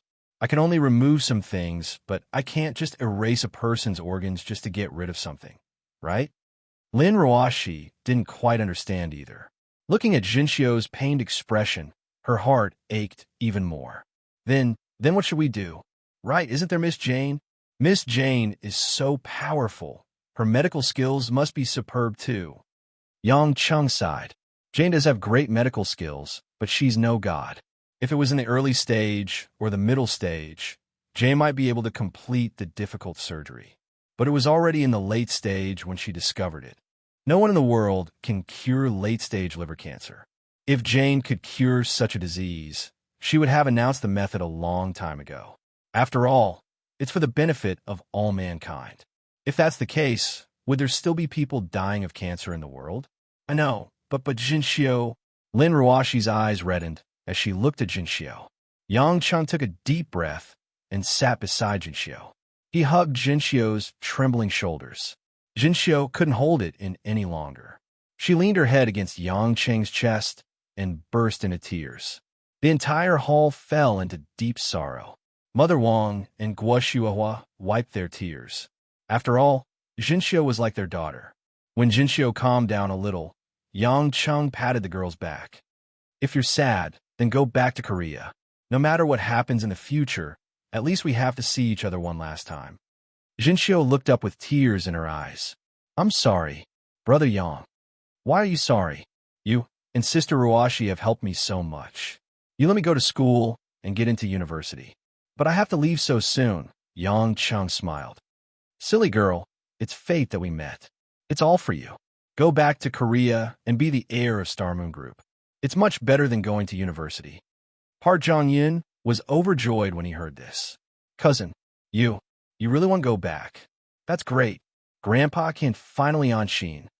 Jinshio smiled faintly at Park Jong-yoon. "That's all I can do. but there's no way I can inherit Star Moon Group. You don't have to worry about that. As long as you're willing to return to Korea, we'll hire the best teachers in the world to strengthen your studies and training. I believe with your intelligence and the outstanding bloodline of the Park family, it'll be easy for you to take over the group. Park Jong-yoon said excitedly. Jinshyo looked at Park Jong-yoon's passionate eyes and subconsciously shrank back. Yang Chung clicked his tongue and glared at Park Jong-yoon. What are you so excited about? You scared Jinshyo so much that she won't go back with you. Park Jong-yoon scratched his head in embarrassment. I'm really sorry. Cousin is too important to us. Yang Chung felt that something was wrong, but he couldn't figure it out. He could only say, if I find out that you guys bullied Jinshyo in Korea, I won't let you have a good life. Do you understand? Park Jong-yoon was taken aback. It was a clear threat, but he had a good heart. He smiled and said, Don't worry, Mr. Yang. We won't let cousin suffer. She's the heir of the Park family. Chapter 1048. Just like that, Jinshyo's return to Korea was decided. God knew how long President Park Cheon could last, so she immediately prepared her things and left for Korea. Fortunately, Jinshyo had nothing to pack. Star Moon Group had tens of billions of assets. What could it not have? Therefore, it was nothing more than a tearful hug. When it was time to say goodbye to Yang Chung, Jinshyo tiptoed and planted a kiss on Yang Cheng's cheek, which made Yang Chung a little embarrassed. Why are you crying? It's just Korea. It's not too far away to visit you. Yang Chung said with a smile. Jinshyo's eyes were filled with hope. Really? Brother Yang, you and Sister Ruashi are coming to see me. Just don't be too lazy to talk to us when you become the young mistress of Star Moon Group. Yang Chung joked. Jinshyo pouted. I won't. I'm just afraid that Brother Yang has so many lovers outside that you won't even bother to return home, let alone visit me in Korea. Lin Ruashi couldn't help but give Yang Chung a cold glare while Yang Chung smiled bitterly. This girl, she's going back to her hometown, and she even gave me a pot of wine before leaving. However, Lin Ruashi didn't have much time to deal with Yang Chung. She stepped forward and hugged Jinshyo. I didn't expect to be separated so soon, but this will always be your other home. Remember to study hard when you return to Korea. It's not as easy to become a qualified successor as an entrepreneur. Jinshyo nodded solemnly. She was a little choked up and couldn't say anything. Thousands of words couldn't express her gratitude for the little things that happened in her past life. Material help wasn't the girl's greatest gratitude. The warmth of family was what Jinshyo couldn't give up. However, President Park Cheon's days were numbered and Jinshyo couldn't delay any longer. Not long after, she left the western suburbs villas with Park Jong-yoon and the others. Watching Jinshyo and the others leave, the family members were a little sad. But at that moment, a white Land Rover came from not far away. As soon as the car stopped and the door opened, a delicate cry came from inside. Mom! Lin Ruashi was feeling sad, but when she heard Lamlin's cry, she was overjoyed. Wearing a white long-sleeved shirt with cartoon patterns and a blue denim skirt, Lanlan flew like a little raccoon and landed in Lin Ruashi's arms. Just that jump alone covered a distance of 4 to 5 meters. It was not a difficult maneuver that an ordinary child could pull off. Lin Ruashi opened her arms and was caught in a full hug. If it wasn't for the fact that she had been cultivating for a period of time and her physique was greatly enhanced, she might have fallen to the ground just like that. Lanlan, did you miss Mom? Yes. Lanlan wanted to go to Beijing to find Mom, but Grandma Wong wouldn't let me. Lanlan said pitifully. Yang Chung, who was standing at the side, felt aggrieved. Fine, she only missed Mom and not Dad, even though he seemed to have a grudge with this girl. Child, didn't I tell you to listen to Mother Wong? Also, be gentle next time. Didn't Mom tell you not to play too hard? Lin Ruashi pinched her daughter's cheek and said affectionately. Lanlan hugged Lin Ruashi's neck and said with a pout, but Annie Changwei said that Lanlan can play as much as she wants. Annie Changwei? Lin Ruashi suddenly realized that it wasn't Minwan who drove here, sure enough. As soon as she turned around, she saw Changwei walking out of the driver's seat. Minwan seemed to have a good relationship with Changwei and was smiling happily. Changwei was wearing a simple white t-shirt and skinny jeans. Her hair was tied up casually, making her look less charming and more youthful. She looked like she was going out to play with a child. What made Yang Cheng's eyes light up was that Xiang Wei had broken through. Yang Cheng could clearly feel that Xiang Wei had broken through and entered the early stage of the Khanate realm in the past few days. With the help of the Bodhi pill, coupled with Xiang Wei's comprehension ability, her cultivation had indeed improved by leaps and bounds. What made Yang Cheng particularly happy was that Xiang Wei's aura was clearly far beyond that of an ordinary early stage of the Khanate realm. It was a kind of aura that he could already see through. Obviously, Xiang Wei's realm was far beyond the current strength of the Khanate True Qi. Given enough spiritual energy and time, it wouldn't take long for her to reach the peak stage of the Khanate realm and enter the soul-forming realm. Xiang Wei realized that Yang Cheng was looking at her happily. Knowing that Yang Cheng had seen through her breakthrough, she also winked at Yang Cheng happily. This gesture fell into Lin Ruoshi's eyes and made her feel extremely sour. "Miss Lin, you're back with Mr. Yang. Lan Lan likes to go to Miss Xiang Wei's place to play these 2 days. Miss Xiang Wei just brought Lan Lan to the nearby park for a walk," Min Wan said with a smile. Lin Ruoshi nodded and looked at Xiang Wei coldly. "Thank you for taking my daughter out to play." Xiang Wei knew that Lin Ruoshi would definitely not feel good, but she wasn't Anshin and wasn't afraid at all. She pursed her lips and smiled. "Lan Lan is very cute. Anyway, I'm very free, so it's not bad to take my daughter out for a walk. As for you, if you're busy with work and don't have time to take care of your child, I can take care of her." Hiss! Yang Cheng sucked in a breath of cold air. Only Xiang Wei dared to say these words. Lin Ruoshi's entire body was already emitting a cold aura, as if the entire lawn had begun to hail. There was no smoke or fire in the war between women, but it was enough to freeze the people around them. Yang Cheng touched his face. It wasn't a good thing to help anyone at this time.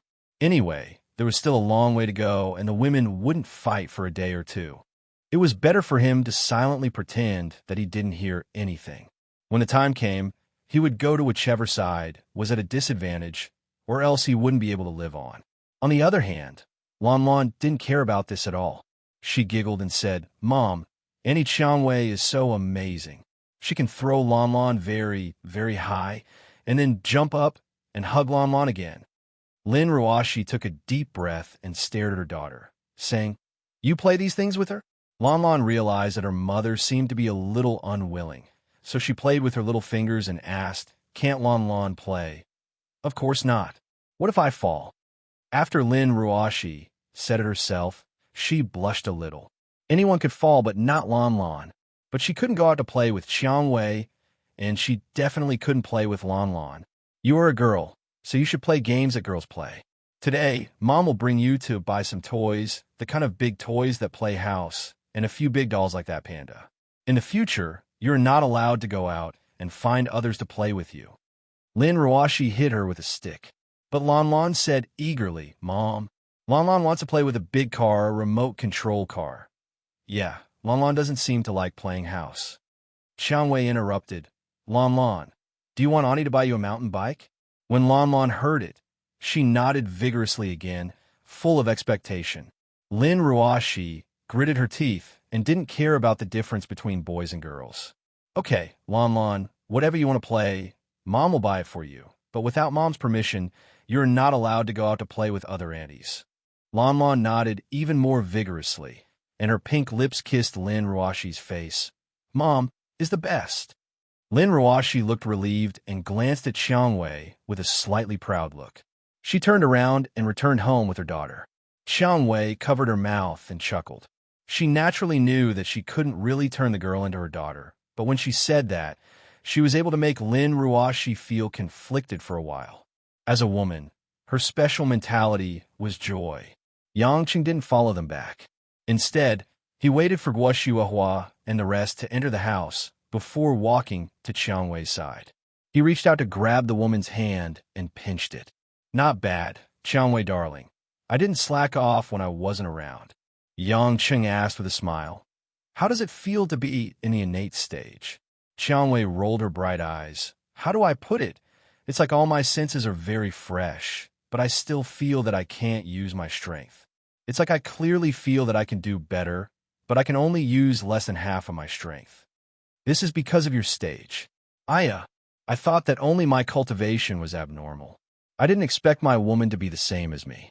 TSK, TSK. It's indeed a match made in heaven, Yang Cheng said proudly. Hearing this, Qiang Wei felt quite comfortable. She smiled and asked, You're standing outside with me like this. Aren't you afraid that the Empress will come out and make you kneel on the washboard? Yang Cheng smiled bitterly. Can't you see it clearly? Ruashi only has Lan Lan in her eyes now. I reckon that she won't even think of me until dinner time. Let's go. Let's find a secluded place. I want to see how much your innate qi has cultivated. Qiang Wei was puzzled. Do I even need to see that? Is there anything else to pay attention to with innate qi? As they chatted, the two of them walked towards a mountain behind the western suburbs courtyard where they usually cultivated. It's not like that.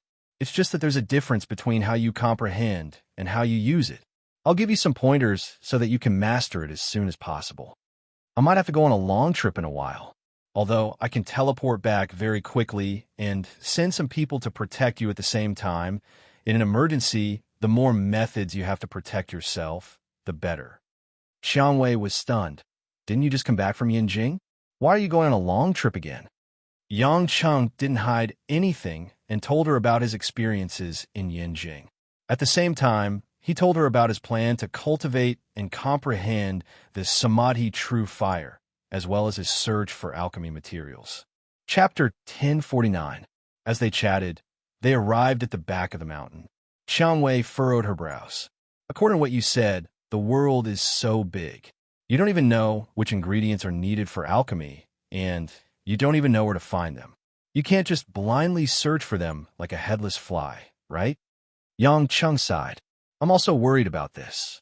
But you've experienced the enhancement effect of the elixir pills. This is definitely a risky thing, but if it succeeds, the rewards will be high. I'm going to look for someone. She might be able to give me some ideas. The she Yang Cheng mentioned was, of course, Xiao Qiqing. He had just returned to Zhonghai, so he didn't have time to look for her. As for whether Lin Ruashi would be disgusted, Yang Cheng couldn't care less. Qiang Wei didn't ask who that person was. She didn't know if she knew, or she didn't want to ask. The mountain wind blew, and the cold air of autumn spread. Standing on a blue stone, Qiang Wei's hair was flying in the wind. Honey, how can I show you? Qiang Wei asked. Yang Cheng pointed at his chest. Try to use your Xiantian true qi to attack me. You can attack me however you want. Then will it be okay? Qiang Wei furrowed her brows. Yang Cheng chuckled. Don't worry. As long as the true essence isn't too strong, Xiantian true qi won't have any effect on me. I have thick skin. Hearing this, Qiang Wei didn't hesitate. She held her breath and began to mobilize the Xiantian true qi in her body. Suddenly, a cone-shaped airflow emitting a pale blue halo fell from the top of Yang Cheng's head. Yang Cheng didn't dodge. He grabbed upward with one hand and scattered the Xiantian true qi.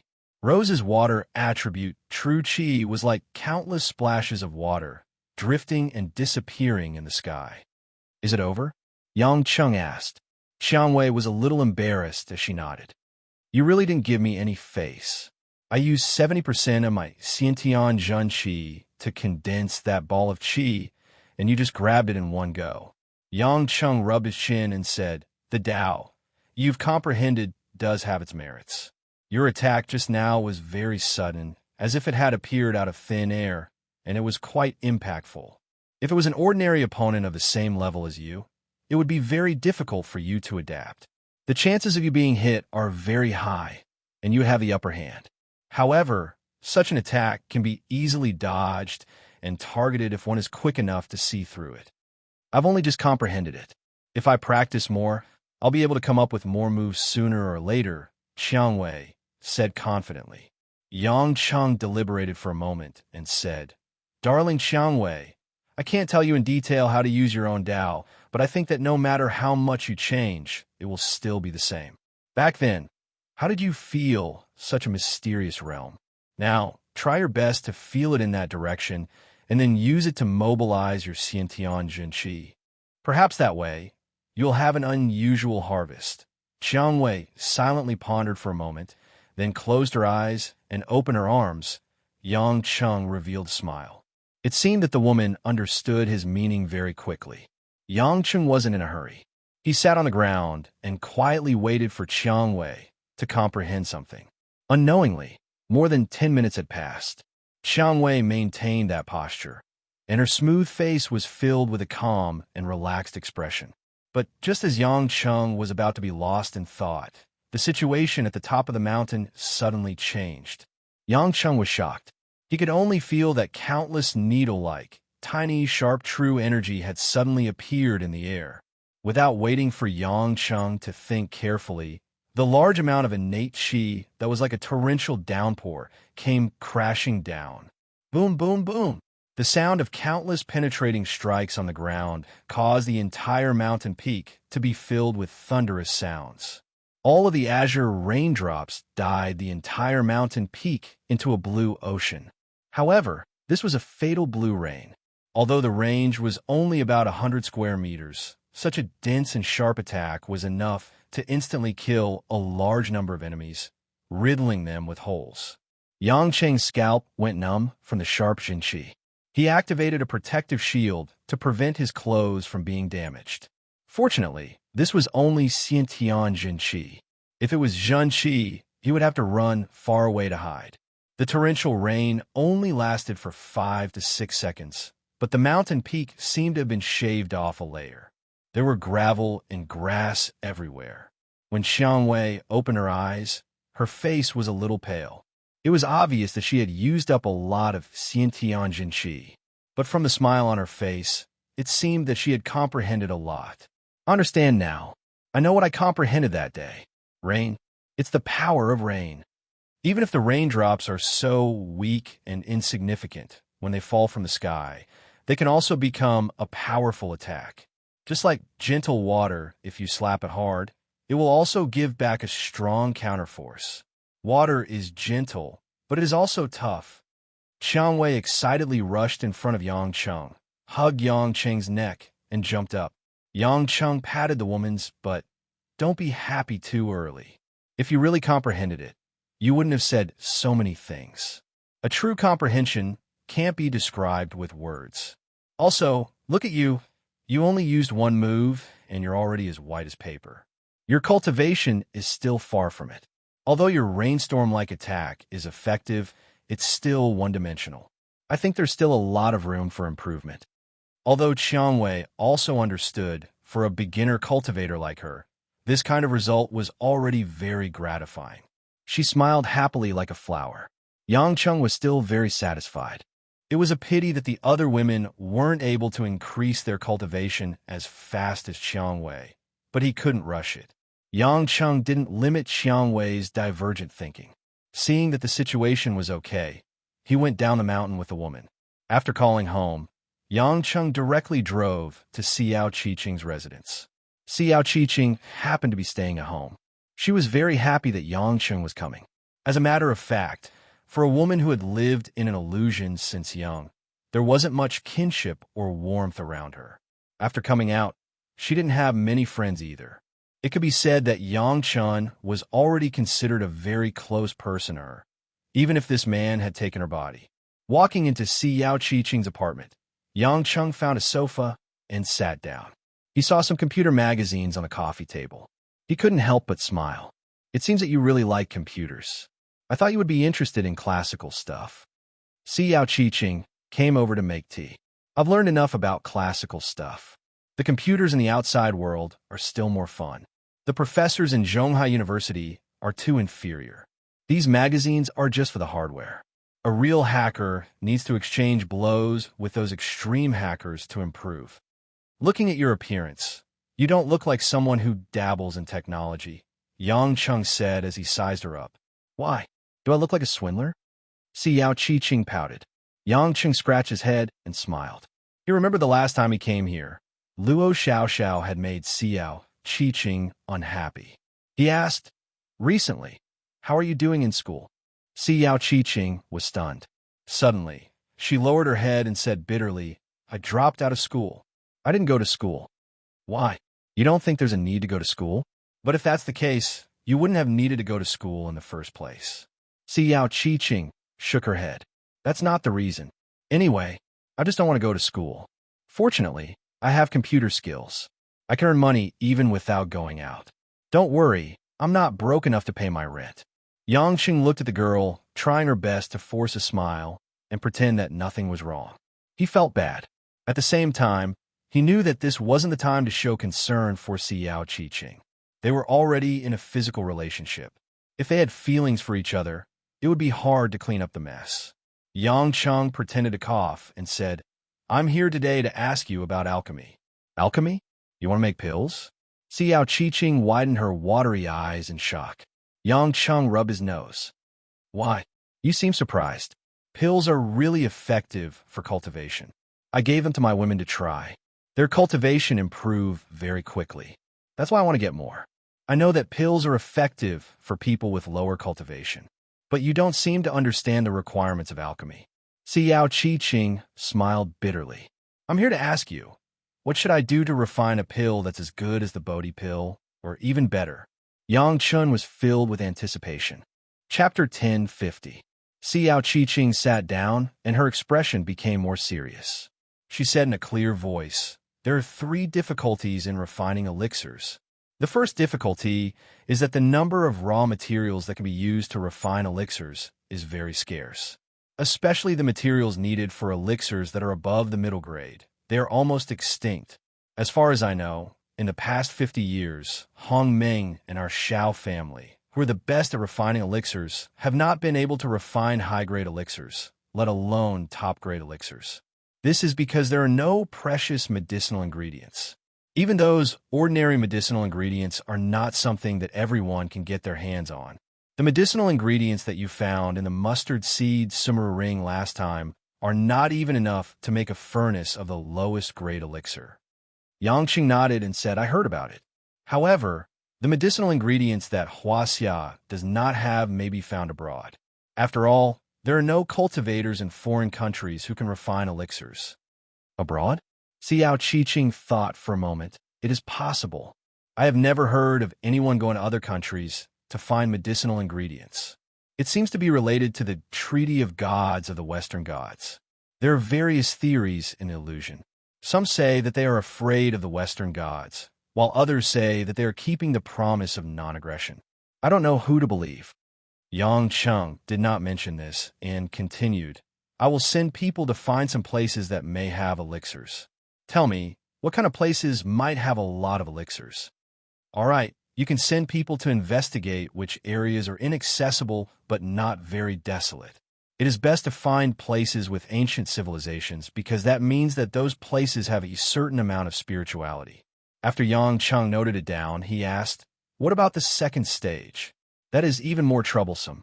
Xiao Qiqing sighed and said, refining elixirs requires an excellent furnace. This furnace is not ordinary and must be able to withstand the test of samadhi true fire. This kind of furnace is mostly made of special metal materials from ancient times, such as northern dark-cold iron, polar black iron, and Tai gold.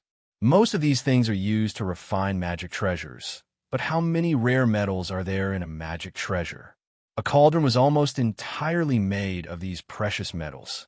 As far as I know, there are no more than 5 cauldrons in Hongmeng that can be used to refine elixirs that have been passed down since ancient times. As for the 3 hidden families, only our Xiao family has 2 cauldrons. The Luo family and the Ning family only have 1 each. Even if the others have them, they're all damaged since we've talked about this. I'm afraid you already know about the 3rd trial. It's the Samadhi True Fire. This is the 2nd tribulation of the 3 Yang Real Fire tribulation, the Heavenly Fire. In order to obtain this kind of heavenly fire in ordinary alchemy, the materials needed are extremely diverse. It can be said that the materials needed to concoct middle-grade and low-grade alchemy pills are not as precious as the materials needed to ignite this fire. Seeing that Yang Cheng was silent, Xiao Qiqing smiled and said, now you know why I don't recommend you to think about this. This isn't something you can do alone. However, Yang Cheng smiled and said, I was thinking that this Samadhi True Fire really isn't a problem, but where should I find a cauldron to refine pills? Xiao Qiqing was puzzled. Why? Why do you think so? Yang Cheng could only briefly explain the fact that he was only one step away from the Samadhi true fire, but it also caused Xiao Qiqing to be dumbstruck. Her expression was extremely cute. Just what kind of cultivation technique are you cultivating? This is too heaven-defying. I've never heard of it before. However, if that's really the case, you might be able to do it. I don't think the cauldron will be any harder to deal with than the Samadhi true fire. Yang Cheng asked, why didn't you mention the method of refining pills? Isn't that some kind of difficulty? Xiao Qiqing smiled and shook her head. The method of refining pills is actually more or less the same. I've seen a few in Shao Clan, and the Shao Clan is still very good at refining pills. The key is to control the temperature of the pill, but if you can control the heaven flame yourself, then you'll be able to refine twice the result with half the effort. Yang Cheng finally heard a piece of good news and said, when I choose a place to search for medicinal ingredients, I will cultivate and search for the required ingredients at the same time. At that time, you can come with me. I don't know which medicinal ingredients are used for refining. Me? Together? Xiao Qiqing was quite surprised. It's more troublesome for you, but there's nothing I can do about it. After all, I don't know them. I don't think those medicinal ingredients can be explained with just a few words. Yang Cheng smiled bitterly. But you can rest assured, if you're with me, I'm still very good at surviving in all kinds of environments. There won't be any danger, and you won't be in too much trouble during the search. Xiao Qiqing hurriedly waved her hand and said, I'm not afraid of those things. I'm just very surprised that you're willing to bring me along.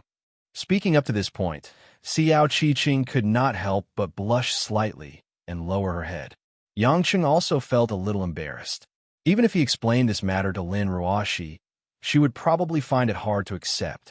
After all, she might have gone out with Xiao Qiqing for many days. However, without Xiao Qiqing, he would definitely not be able to search for medicinal ingredients. So he could only bite the bullet and explain it clearly. That afternoon, Yang Cheng informed Solon to let people from all over the world search for the location that met the conditions that Xiao Qiqing mentioned. After all, it was a barren area that was rarely visited by humans, and it would be best if there was an ancient civilization that had not been destroyed by humans for the past 10,000 years. With all these conditions added up, it would be impossible to distinguish them without searching the local area. During this period of time, Yang Cheng also had other things to do. The most important thing was naturally to understand the concept of Samadhi true fire. Secondly, it was to teach his women how to cultivate. As for whether they could endure looking at their flushed faces and sweaty women during the cultivation process, that was another matter. What made Yang Cheng more discouraged was that other than Xiang Wei and Kai Ning, who were indeed making faster progress, including Lin Ruoxi, Imo Qianyi, Choi Yun, Lu Mingyu, An Xin, Tang Wan, and other women after reaching the peak of the acquired realm, found it difficult to make any further progress. Speaking of which, this speed was already ridiculously fast in the eyes of others. These women, who originally had no foundation, reached the peak of an ordinary martial artist's lifetime in a few months. However, in the eyes of Yang Cheng, this was far from enough. On the other hand, the women were extremely excited about the new power they suddenly obtained, especially the experience of jumping a few feet high, running 100 meters in 11 seconds, and punching 1,000 pounds with one punch. This experience was completely unimaginable in the past. Of course, pure internal force was not enough. Yang Cheng also specially sent the Sea Eagles members who were responsible for protecting them and taught them all kinds of effective fighting skills. Even if they had no chance of winning against cultivators, ordinary masters could not hurt them. Lin Ruoxi felt that after obtaining the physical quality and internal force of the peak of the acquired realm, the most useful thing was that she no longer had to worry about Lanlin's small body easily pouncing on her. In the past, Lin Ruoxi would still work overtime after work and work late at night. However, after having Lan, she was eager to accompany her daughter to play and go shopping after work. She also worked hard to learn how to cook so that Lan, who had a huge appetite, could eat the food she cooked. When they slept at night, they naturally slept in the same bed as Lan. Yang Cheng pitifully snuck back to his own bedroom. His sorrowful mood could only be described as extremely tragic. Fortunately, during the day, Yang Chung used the excuse of guiding cultivation to release some of his emotions in front of other women. Lin Ruoshi also felt a little guilty, so she turned a blind eye and followed Yang Chung. As for Yulei Entertainment, although Yang Chung had the title of director, almost all the daily work had been handed over to Hanya to handle. Hanya seemed to have fallen in love with this new job and established simple friendships with some of the colleagues in the company. The cold-blooded female ninja actually yearned for such a normal life. Of course, when Yang Chung was free, he would still participate in some important decisions, especially when it came to Hui Lin's work. Yang Chung still asked about it himself. The Xinxia fantasy movie that Hui Lin and director Yu Shuo were collaborating on had been named Sword Fairy. It was straightforward but easy to remember. The goal was to create a fantasy blockbuster produced by Huaxia that would impact Hollywood and the world. As the investor, Yulei had naturally invested a total of $1 billion in the filming and post-production funds. Of course, with Hui Lin and Yu Shuo's current reputation, they would not suffer a huge loss no matter how bad it was. However, it also showed the outside world Yulei's determination. Lin Ruoshi was actually quite casual about this investment. She was spending money for her only sister. Moreover, $1 billion wasn't much for a rich woman like her. Time passed quickly, and it was late September. Jinxiu made a video call from Korea. After the girl returned to Star Moon Group and reunited with her grandfather, President Park Cheon's health improved and his mind became more alert. Over the phone, Jinxiu sounded like she was in a good mood, which made her family heave a sigh of relief. It had been more than a week since Hui Lin's movie started shooting. Lin Ruoshi was more worried about whether Hui Lin was used to the filming and whether the filming was going smoothly. However, as the CEO, she had to go home to accompany Lan Lan. She really couldn't leave, so she asked Yang Chung to find time to visit her. Yang Chung had yet to receive the complete investigation report from Sauron and the others. Since he was quite free in Zhonghai, he followed Lin Ruoshi's instructions and went to the filming base near Zhonghai in the morning to visit Hui Lin. Before leaving in the morning, Lin Ruoshi did not forget to remind him, "Remember to come home for dinner. I just learned how to make corn ribs yesterday." Yang Chung pouted sourly. "Isn't that for Lan Lan? I'll just have a bowl of ramen outside." Lin Ruoshi rolled her eyes at him. "You're still jealous of a child. No wonder Lan Lan still refuses to call you daddy." Yang Chung immediately covered his heart as if he had suffered another blow. He turned around and ran out the door dejectedly. Chapter 10:51. Hui Lin's filming location was not far from Zhonghai City. However, because they needed to borrow some natural scenery, they specially chose a film base in a ravine. Renting such a filming base alone cost millions of yuan. This made Yang Chung feel a little emotional. No wonder there were only a few famous directors every year. Could ordinary people afford to shoot a movie?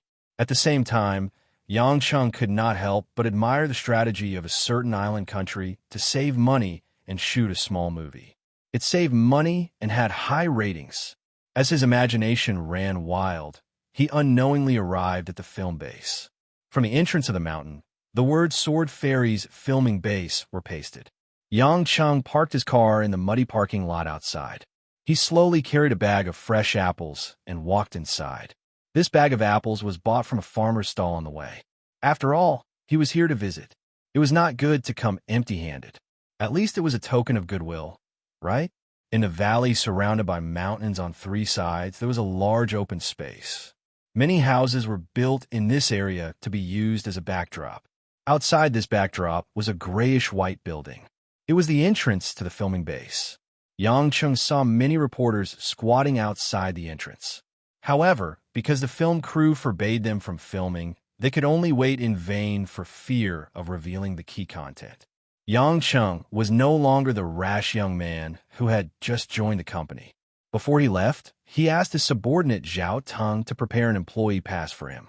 Walking in front of the security guard, Yang Chung took out his pass, waved it, and easily entered the door, causing the reporters who were waiting outside to be envious. After entering the filming base, Yang Chung asked someone about Hui Lin's location and ran over excitedly. He had not seen Hui Lin for a long time. She had not returned home since she joined the film crew. He did not know how she was doing. In a makeshift dressing room at the side of the filming site, Yang Cheng finally saw Hui Lin, who was resting alone. But when he saw it, Yang Cheng was instantly dumbfounded. At this moment, Hui Lin was sitting on a dressing chair. Her black hair was tied up in a white feather bun, and her waterfall-like hair looked especially elegant and beautiful. Looking from the side, the girl's delicate appearance with light makeup was especially elegant and refined. Below her slender jade neck was a simple white dress with silver patterns. Her slender waist was tied with a jade buckle, and the blue and white flower-like patterns were elegant and beautiful, exuding a strong, ancient style. This kind of attire, combined with the purity of Huilin who grew up on Mount Amei, made her look like an exiled fairy. She was indeed extraordinary. Since Yang Cheng was mainly in charge of this project, he had roughly read the script. Huilin was playing the role of the female lead in the drama. She was a talented female sword immortal who disobeyed the orders of her sect and fought against the evil with a male lead of the diabolism. No wonder director Yushua kept pestering Huilin to play this role. In terms of temperament, she was indeed the most suitable to play the role of a female sword immortal.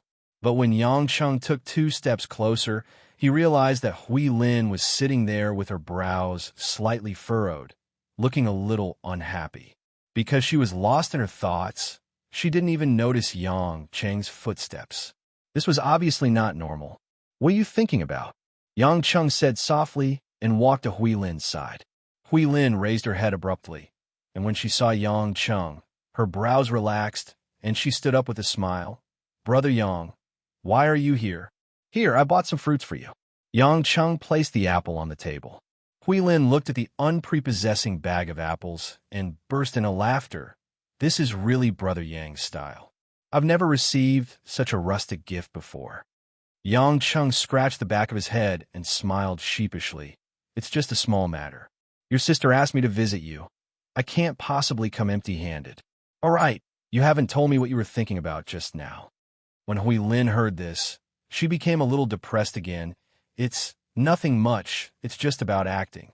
Yang Cheng realized that Huilin didn't seem to want to talk about it.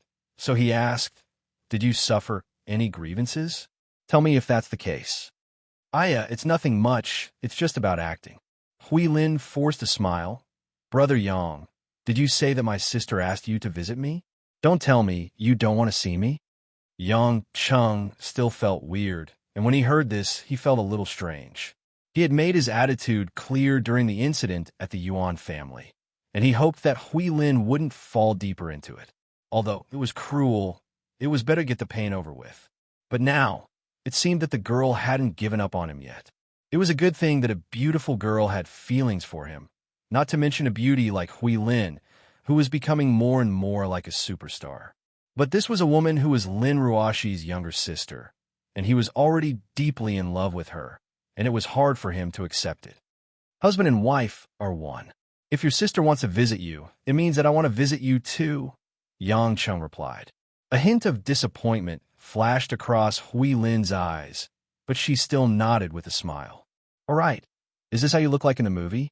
You look pretty, and I'm afraid that the movie won't suffer a loss just because of your look," Yang Cheng said with a smile. When Huilin heard Yang Cheng complimenting her, a hint of joy flashed across her face. "I quite like it too, but it's too troublesome to put on and remove makeup every day. I didn't know that filming a movie was so tiring. If it wasn't for my internal energy, I wouldn't have been able to adapt to such a high-intensity job." Just as they were chatting, a middle-aged woman in a black work suit ran into the makeup room, holding a phone in her hand. The woman was a little surprised to see Yang Cheng. She quickly hung up the phone and greeted him respectfully. "Director Yang, you're here." Yang Cheng remembered this woman. She was the new manager that Huilin had assigned to her after she sent the team back to Europe. If you remember correctly, her name was Yumin. "I'm here to check on the progress of the movie. General Lin is very concerned about Huilin, and he's worried that she might be wronged, so he's here to visit her." Yang Cheng tried to sound serious in front of his subordinates. Yumin knew that Director Yang and Lin Ruashi were husband and wife, and their background was rather mysterious. She did not dare to slight him. "Director Yang, it's great that you're here. I happen to have." Yumin was about to say something when she saw Hui Lin, who was standing behind Yang Cheng, gesturing at her with her eyes. Yumin's words stopped, and she could not continue. Yang Cheng sensed that something was wrong. He turned and glanced at Hui Lin. "What's wrong? Why can't you just say it?" Hui Lin bit her lip in frustration. She knew that she could not hide it from Yang Cheng. "Director Yang, it's like this." Yumin saw the situation and continued. "We had some disagreements on the details of the script. The director hopes that Miss Hui Lin can follow the script and perform an intimate kiss scene with the male lead." "Kiss scene?" Yang Cheng frowned. "Why haven't I heard of such a scene before?" Yumin smiled bitterly. "Actually, there's always been such a scene, but it was agreed that the kiss scene would be performed by a stunt double. After all, there are only 2 intimate scenes in the entire movie, one in the middle and the other at the end. So it's fine to use a stunt double for a few seconds." However, the other members of the director team suggested that director Yu Shuan not use a stunt double as it was a form of respect for the opposing actor. The male lead does not accept the stunt double as well. He thinks that it's disrespectful to him. His manager even argued with me just now. Yang Cheng immediately understood. He sneered, They don't want to accept it? If they don't want to accept it, why did they accept the role in the first place? Didn't they read the script? Didn't they read the requirements?" "That's right," Yumin said indignantly. "That's what I thought too.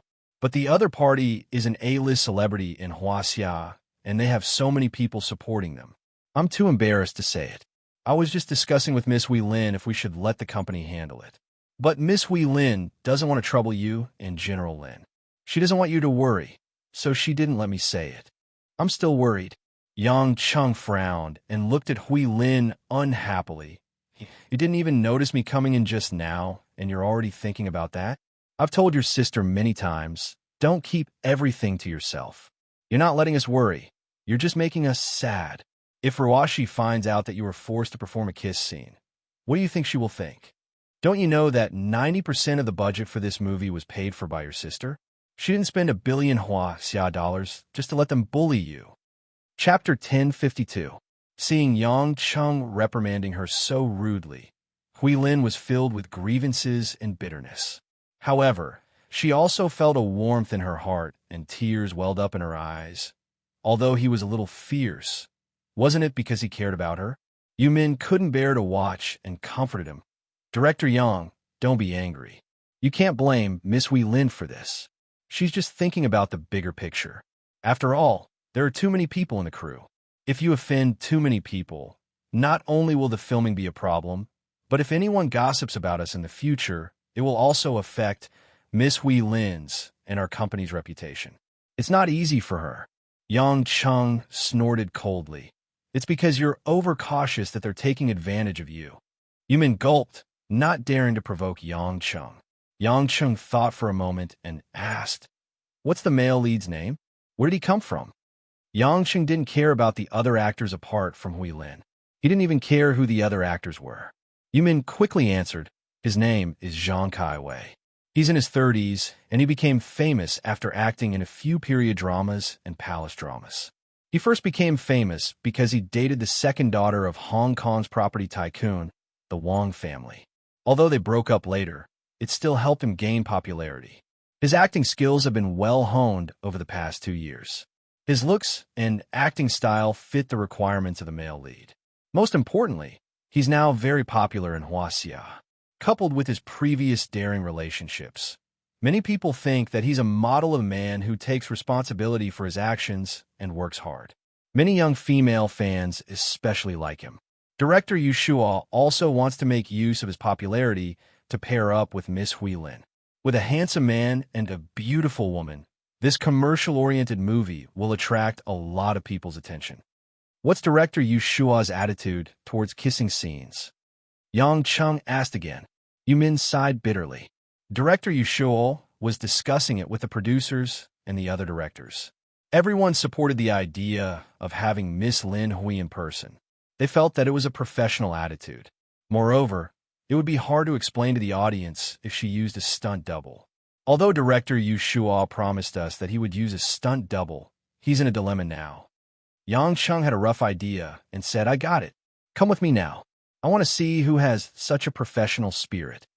Yumin clearly heard the hidden meaning in Yang Cheng's words and felt a chill run down her spine. Huilin was slightly worried, but she did not dare to say anything after being reprimanded by Yang Chung. She could only follow them out of the dressing room quietly. The set was set up under a cliff, and all kinds of equipment were quite complete. After all, Yu Shuo was an international director, and his team was definitely top-notch.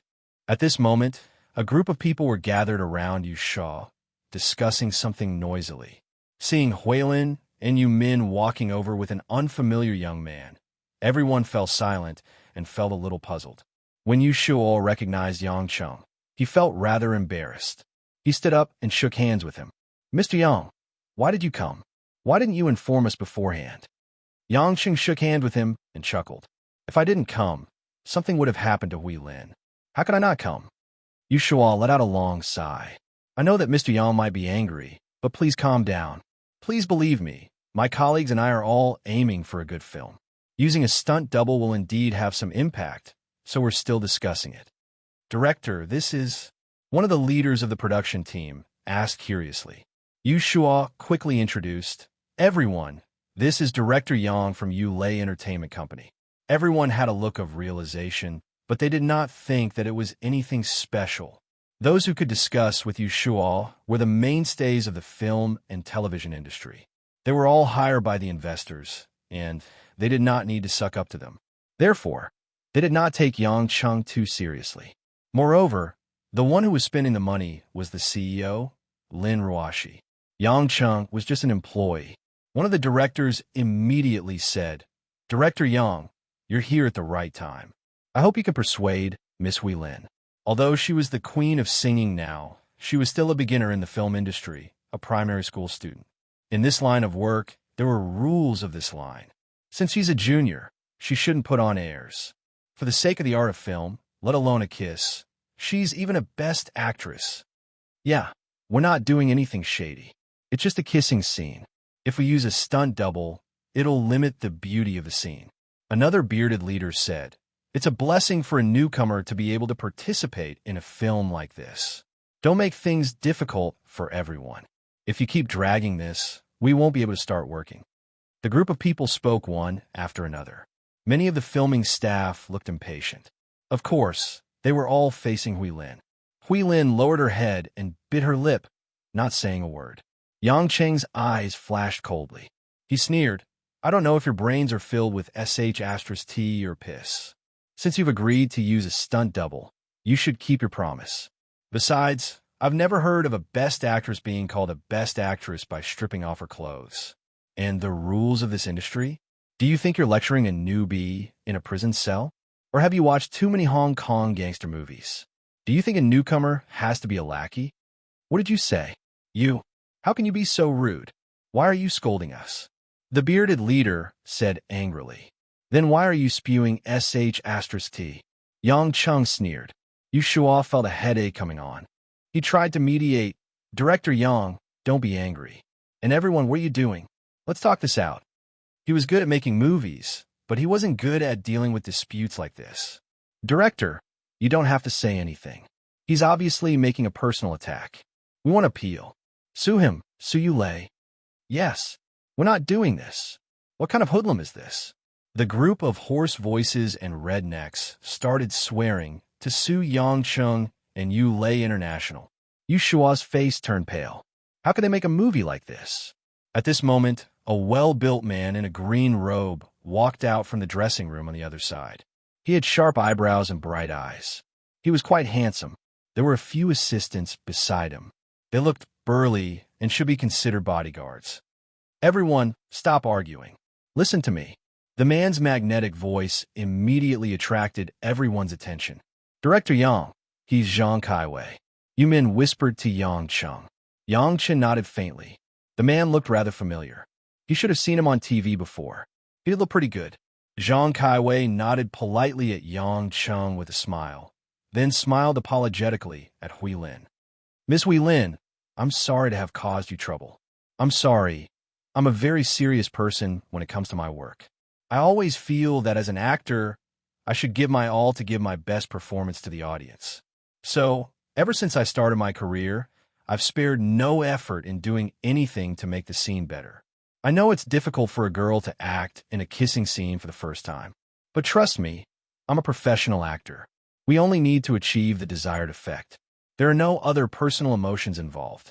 I'm begging you, for the sake of everyone here, can you take a step back so that we can continue acting properly? Zhang Kaiwei sounded very sincere. Many people around him started clapping, especially some of the young female crew members. Their eyes were sparkling. That's Zhang Kaiwei for you. He's so professional. Actors like him deserve respect. Someone exclaimed, "Oh my God, Kaiwei is so handsome. What is Hui Lin? How dare she put on airs? Which actress doesn't kiss when they're acting? She thinks she's a pure and innocent girl. I used to like her singing. I didn't know she was so pretentious. She didn't even cooperate with us when we're filming a movie. How dare she put on airs?" Some of the female crew members started gossiping. Huilin's face immediately burned. She was being glared at and ridiculed by everyone, but she couldn't say anything in response. Zhang Kaiwei's eyes flashed with a hint of pride. He looked at Hui Lin's shy face, and a tinge of greed flashed in his eyes. Chapter 1053. With Huilin's temperament, she naturally couldn't bear being criticized by so many people openly and secretly.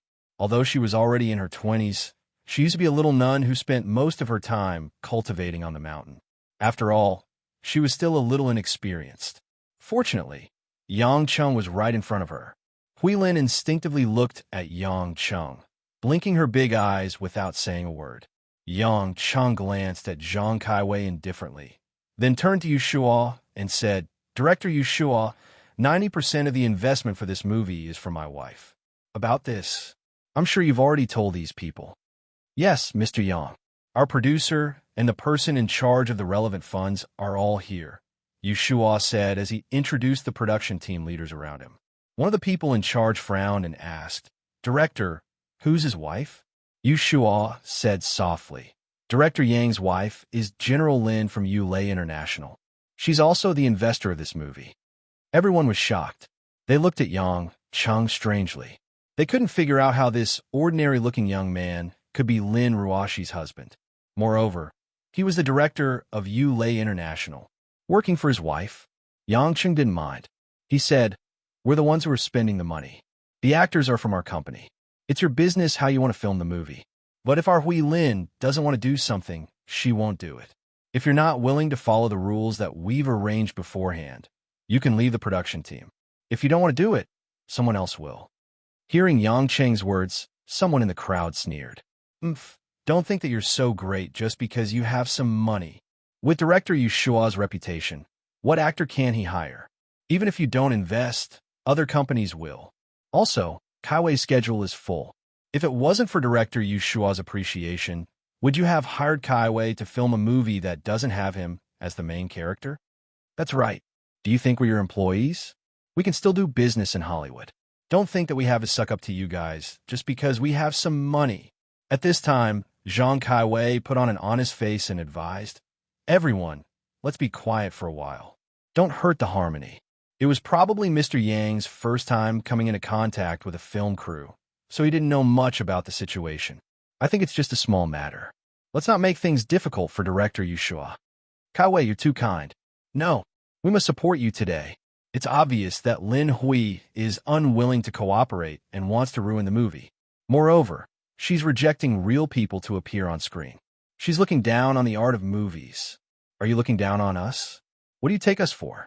An assistant director said solemnly. Huilin shook her head with tears in her eyes.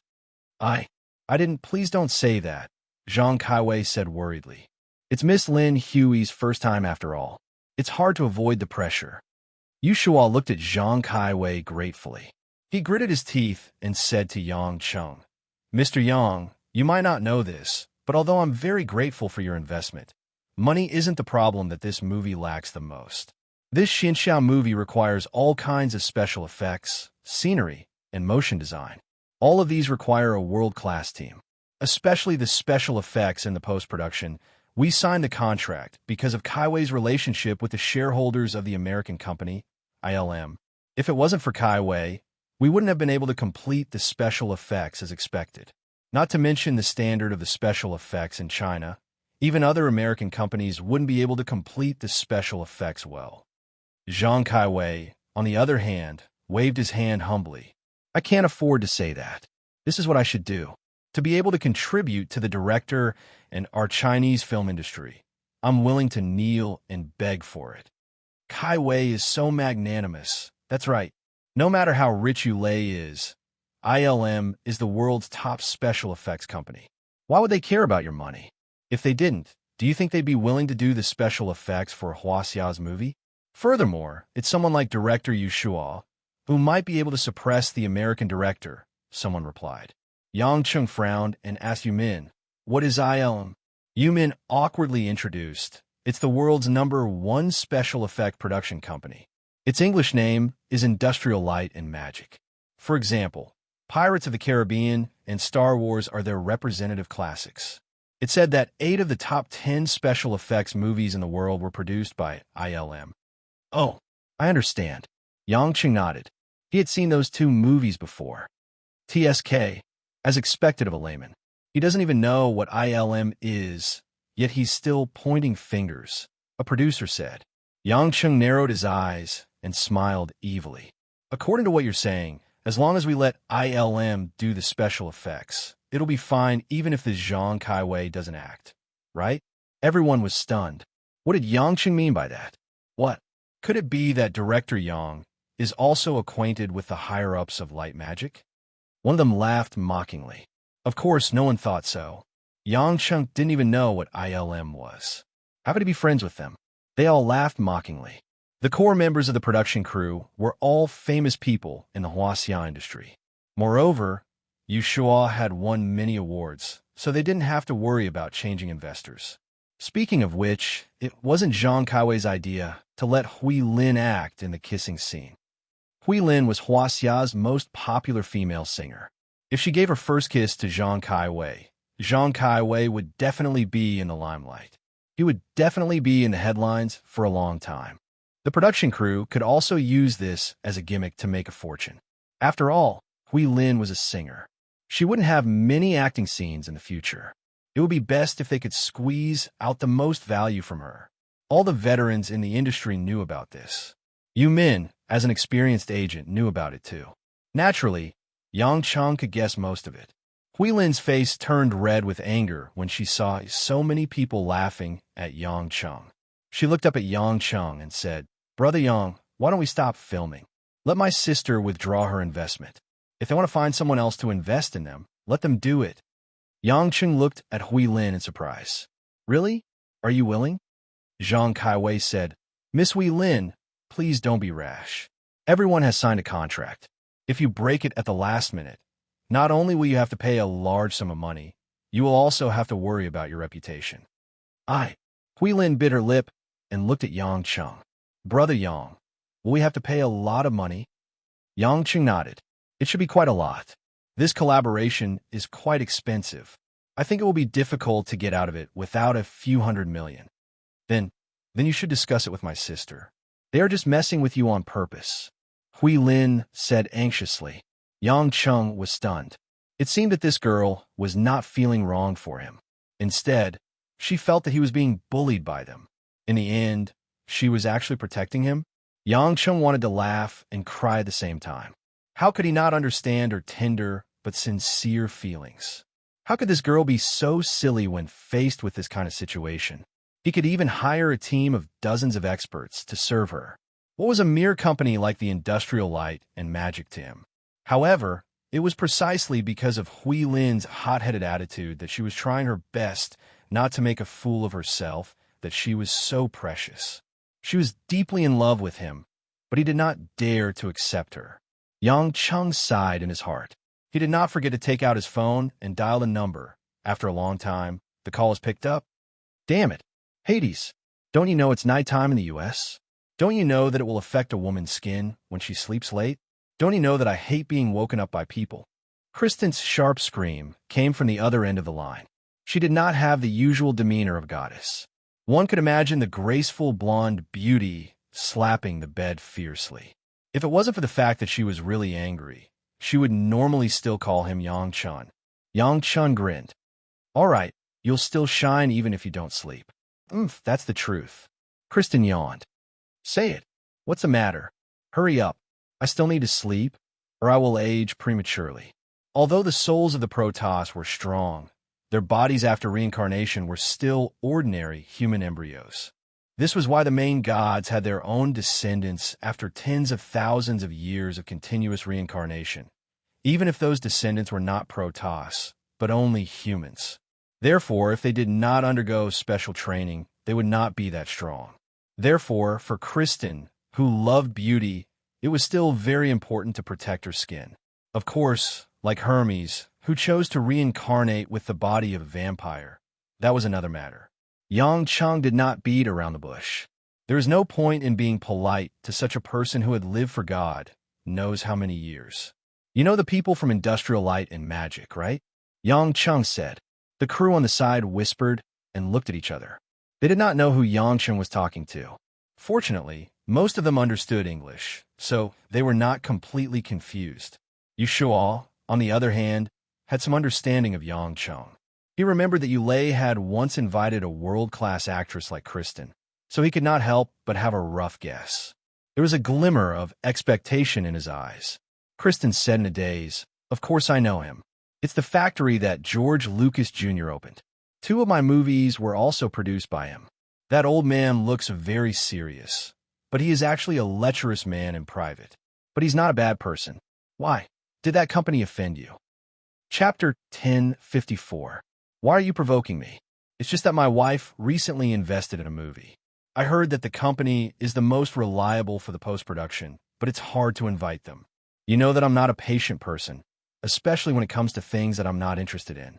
Since you know them, help me tell them that Hua Xiazule Entertainment is going to shoot a movie. I want them to do a good job in the post-production. I don't care if it's more money, but don't put on airs.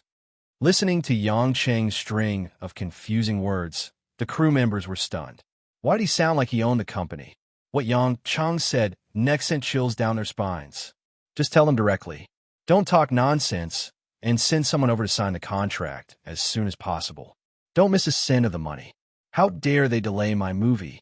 They've really pissed me off. You know that I just tore down the FBI headquarters a few days ago. I think the company won't be any harder to take down than the FBI headquarters. Kristen giggled. You haven't changed at all. You like to scare people. But that's more like you. All right, it's very simple. Actually, just tell them your name and ask Lucas to ask the U.S. government. There won't be any problems. You're in the White House and the Pentagon now. You're no different from a human nuclear weapon. Yang Cheng grinned. That's great. I'll let you know when you make a call. I'm hanging up. Good night. Kristen kissed him and hung up the phone. Yang Cheng put the phone back into his pocket and winked at Hui Lin. It's done. Hui Lin opened her small mouth and revealed a hint of joy. I almost forgot. Big brother Yang, you're very capable. Hui Lin pinched her hair in embarrassment as she spoke. Yu Shuo asked with a tentative smile, Director Yang, is it Miss Kristen? Yang Cheng nodded casually. You're quite smart. When Yu Shuo heard this, he immediately revealed an ashamed expression. This time, he really had eyes but failed to recognize Mount Tai. How could he forget that this person in front of him was an expert who was able to invite Kristen to Hua Xia's debut show? How could such a person simply be a director of a company? The surrounding crew members were scrambling to ask, Director, Miss Kristen? Which Christine? Who else could it be? Is there a second Kristen in this world who can simply invite the Light and Magic Corporation? Yu Shuo smiled. The group of people all revealed astonished and excited expressions as they looked at Yang Cheng in disbelief. Zhang Kaiwei's face was also filled with shock. He had gotten to know one of the shareholders of Light Magic because he had made a cameo appearance in Hollywood. Then, he had tried his best to curry favor with the American and cater to his preferences. That was how he had gotten to know him. However, for a world-class goddess like Kristen, not to mention getting to know her, there was almost no chance to even get close to her. But this ordinary-looking man in front of them, who looked no different from a roadside vendor after taking off his clothes, could get Kristen to do something for him with just a phone call. I remember now.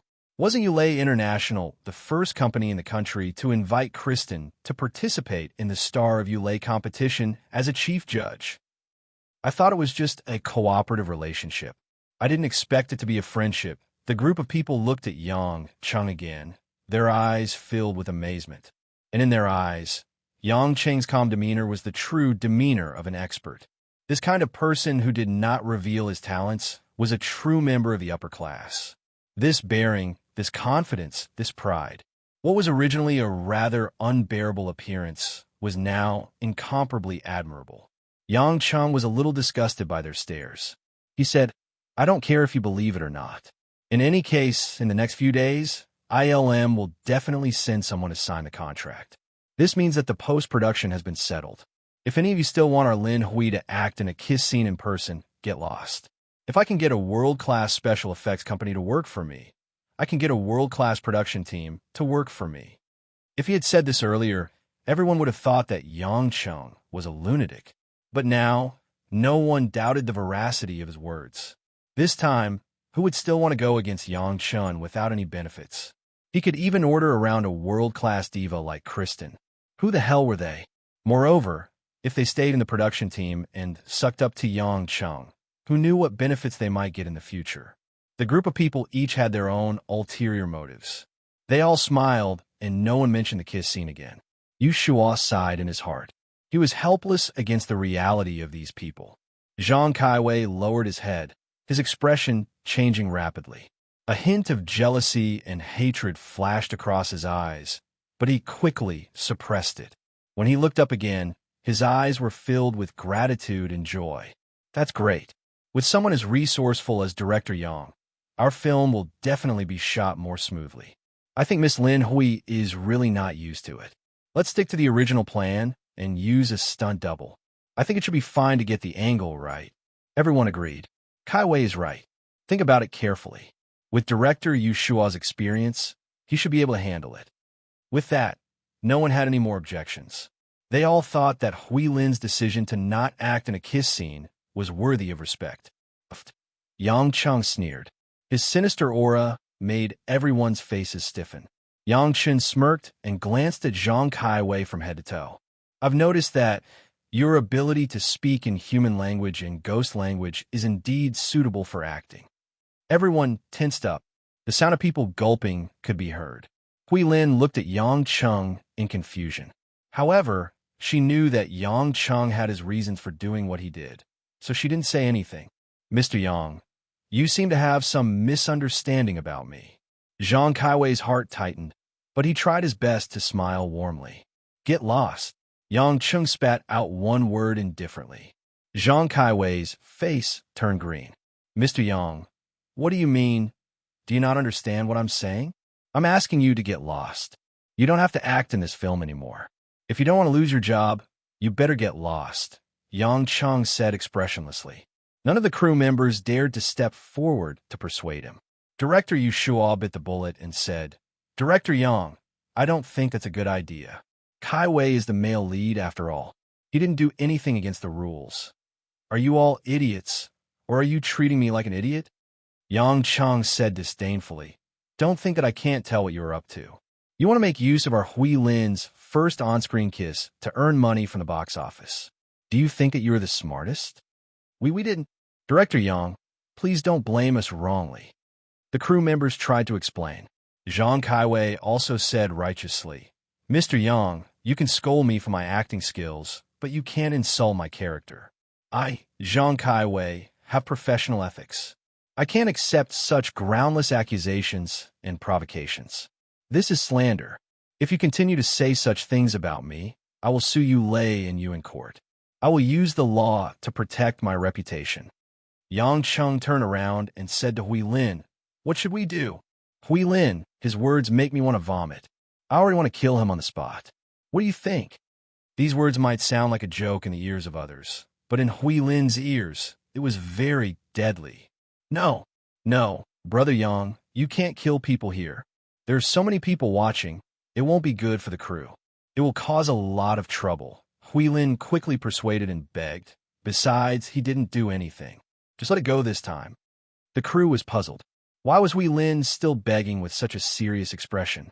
No matter how powerful Yang Cheng was, he couldn't kill people just because he wanted to. Was there still any law? Zhang Kaiwei's eyes were filled with viciousness. He said loudly, "Mr. Yang, if you continue to threaten me like this, my bodyguards will definitely not sit idly by. Besides, I'm not afraid to tell you that many of my friends are influential. If they know that I've been humiliated like this, they will definitely seek justice for me." Yang Cheng felt like vomiting. He took a deep breath and sneered. He's just a disgraceful actor, and he really thinks he's someone important. Let me tell you, you're being supported because your company is willing to throw money at you.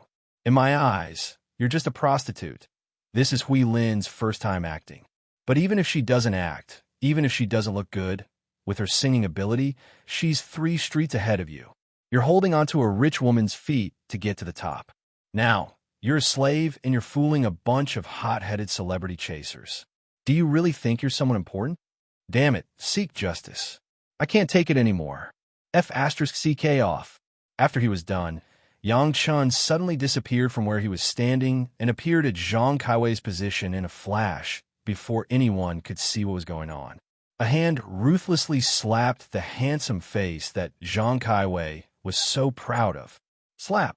The slap was too light for Yang Cheng, but for Zhang Kaiwei, it was like being kicked by a horse's hoof.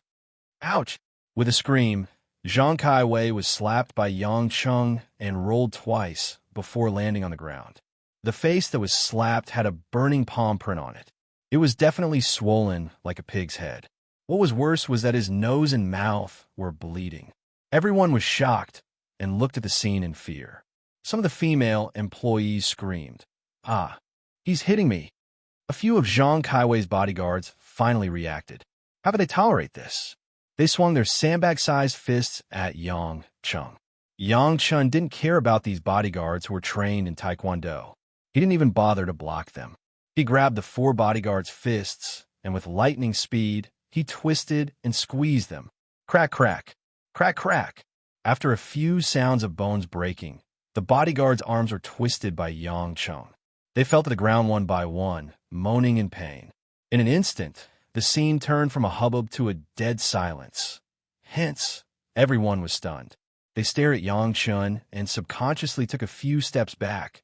Was he even human? This was more suffocating than a martial arts movie. Chapter 1055. Yang Chun looked around and saw that no one else was looking for trouble. He smiled and said, "That's right. Since we're all here to work, we should respect each other. Don't try to harm others for your own benefit. Don't you think so?" The group of people quickly nodded and showed flattering smiles. But Zhang Kaiwei, whose face was half swollen like a pig's head, was bleeding and bruised, had bloodshot eyes. Zhang Kaiwei struggled to get up and wiped the blood and saliva from the corner of his mouth. He was so angry that he was shaking. Pointing at Yang Cheng, Zhang Kaiwei said with hatred, "How dare you hit me? You're done for. Do you know who my backer is? Just wait to go to court and go to jail. My millions of fans in Huaxia can drown you with their saliva." As soon as he said that, many people looked at Zhang Kaiwei as if he was an idiot. He could casually call for the help of an American superstar. So what was the use of your backing? Yang Cheng's smile froze. He glanced at Zhang Kaiwei's bodyguards and saw that they were all lying on the ground. So he hooked his finger at one of the crew members. The crew member broke out in a cold sweat. His smile was uglier than crying. He bowed and asked, "Director Yang, what's the matter?" Yang Cheng smiled innocently and patted him on the shoulder. "Don't be nervous. I just want to borrow a camera." "A camera?" Yang Cheng nodded and smiled weirdly. Half an hour passed. The dozens of reporters and cameramen waiting outside the film crew were already eating and chatting. In this line of work, waiting was a must.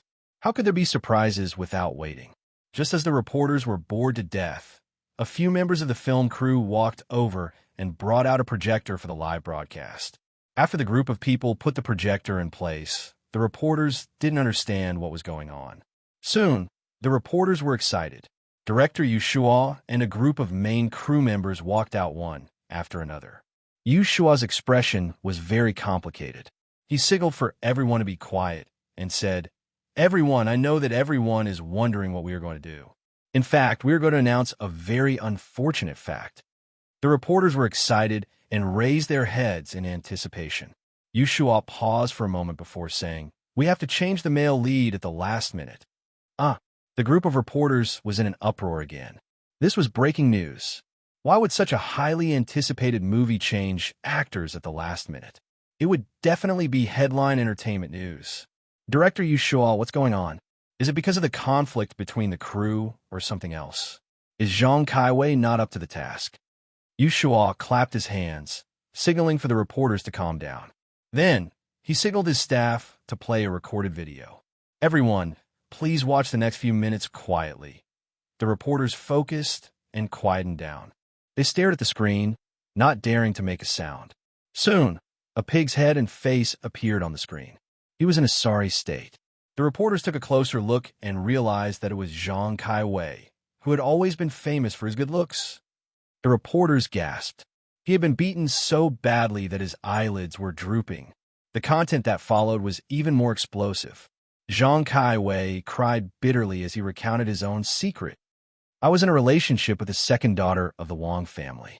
I wanted her to provide for me so that I could be promoted. The rumor of me having an affair with a female celebrity, Miyang, was actually created by me sending someone to secretly record our conversation. I used to take drugs and was almost caught. I paid the people around me to keep it a secret. I secretly slept with a gay rich businessman. Unbearable scandals were reported one after another. However, they were all Zhang Kaiwei's own problems. He did not cause any trouble for the other celebrities. Everyone, please don't think that I was forced to say these things. Today, I purposely used my connections to make Miss Lin Hui act with me in a face-to-face kiss scene. However, Miss Lin Hui was very insistent and refused to give in to the unspoken rules.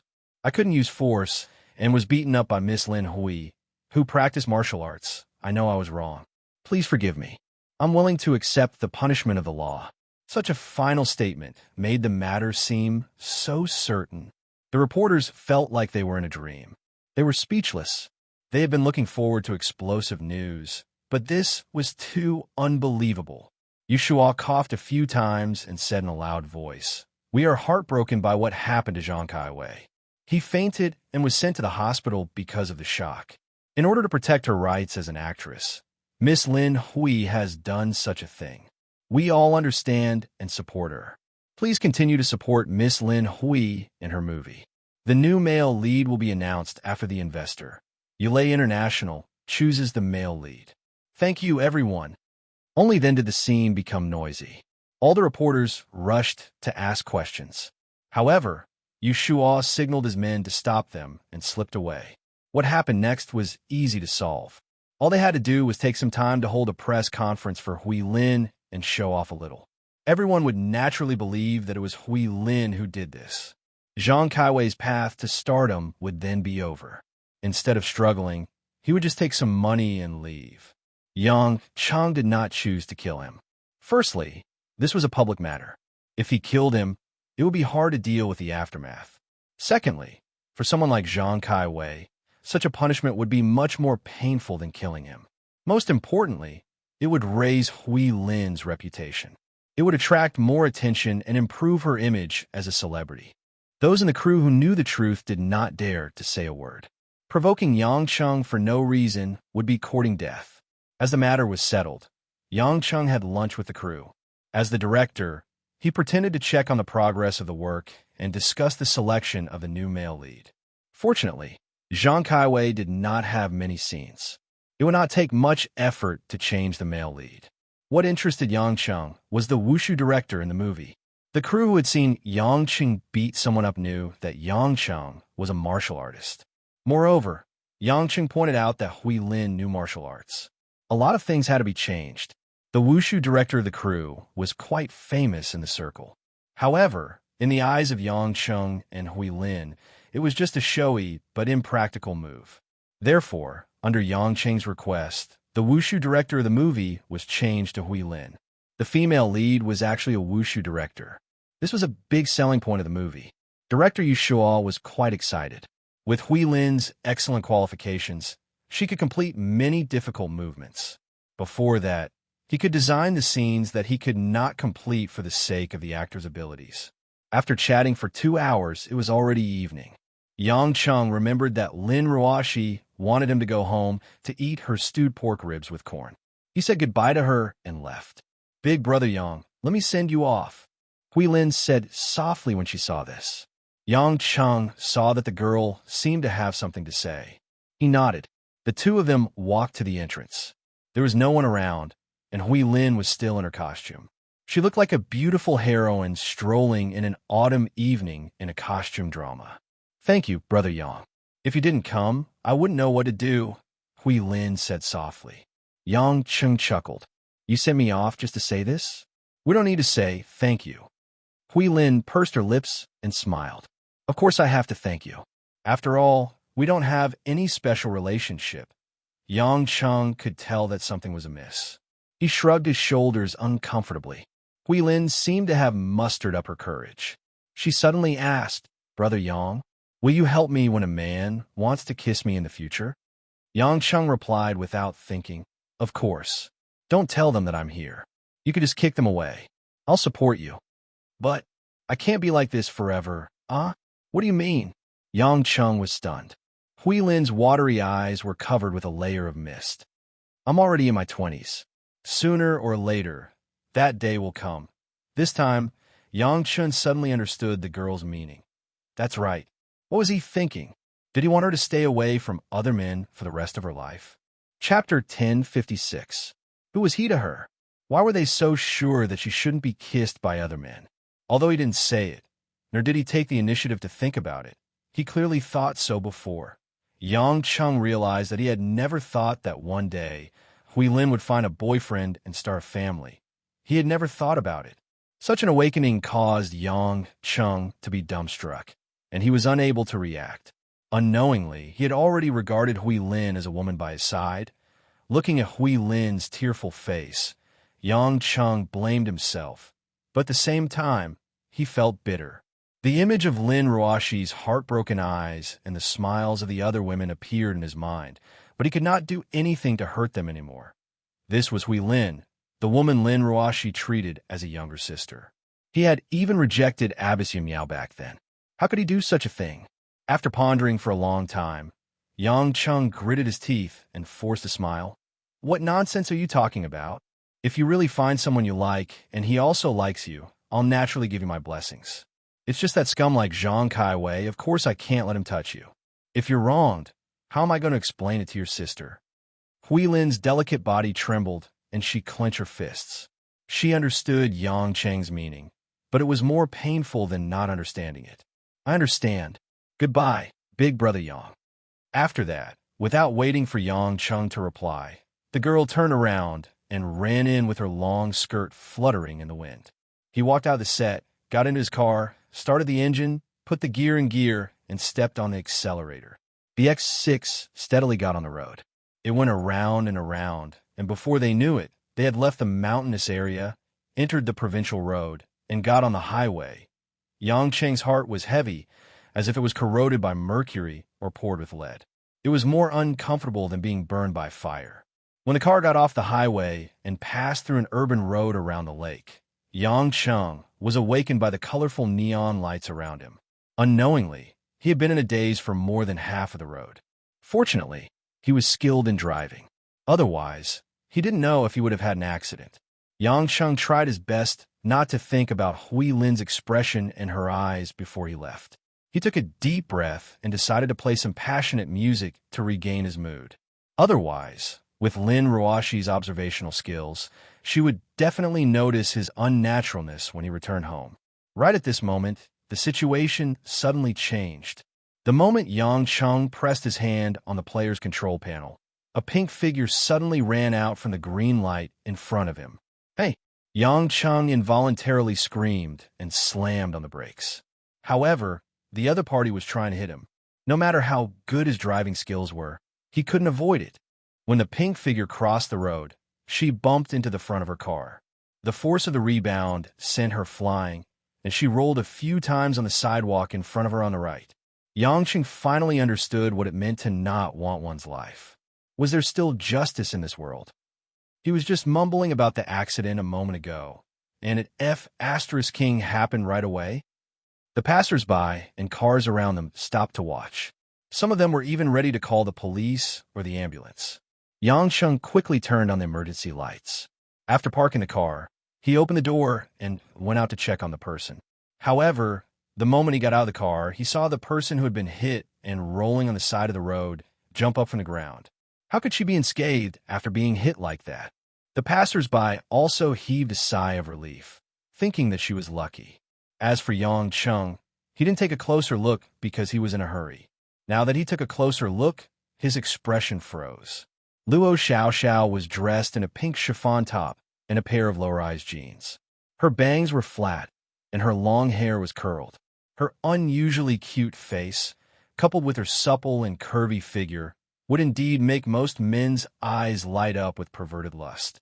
If an ordinary person had been hit by a car, they would have been badly bruised and bleeding even if they didn't die. However, Luo Xiaoxiao's clothes and hair were only slightly disheveled.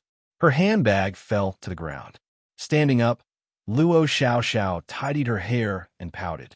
If one didn't look closely, they wouldn't have noticed that she was crying. She looked up and saw the stunned Yangcheng. Luo Xiaoxiao blinked and pointed at Yangcheng.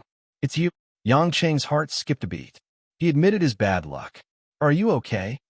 Luo Xiaoxiao pouted. She looked at Yangcheng and then at the scenic lake on the left.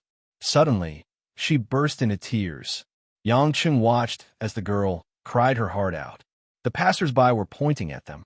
He didn't know whether to intervene or not. Scratching his head, Yangcheng walked forward and patted the girl's shoulder. "Hey, why are you crying? You were the one who rammed into my car. I didn't want to hit you. It was a green light." Luo Xiaoxiao hugged Yangcheng's waist.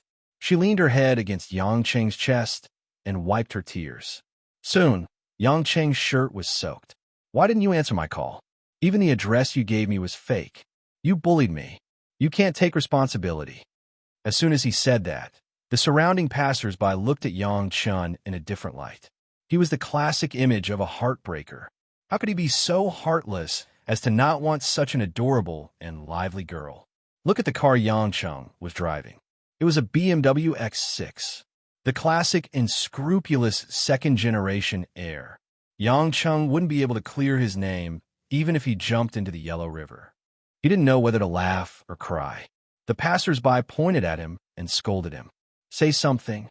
Why are you crying?" Luo Xiaoxiao sobbed for a while before she looked up. "You're Yangcheng, right?" Yangcheng nodded.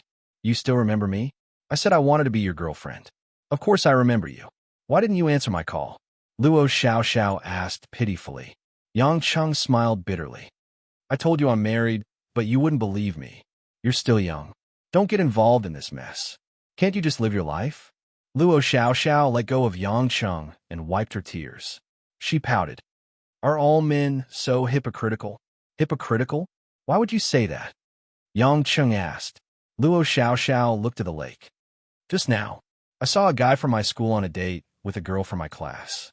They even kissed." Yangcheng was confused. "What does that have to do with you?" "Of course." Luo Xiaoxiao huffed. "That guy said he liked me last semester. He even wrote me hundreds of love letters." Yangcheng felt it was inappropriate to be stared at by so many people. He pulled Luo Xiaoxiao to the lake to avoid the onlookers.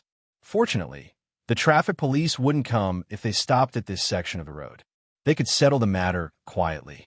Luo Xiaoxiao, on the other hand, couldn't help but blush because Yangcheng was holding her hand. She was actually feeling shy. Yangcheng heaved a sigh of relief when they reached the railing.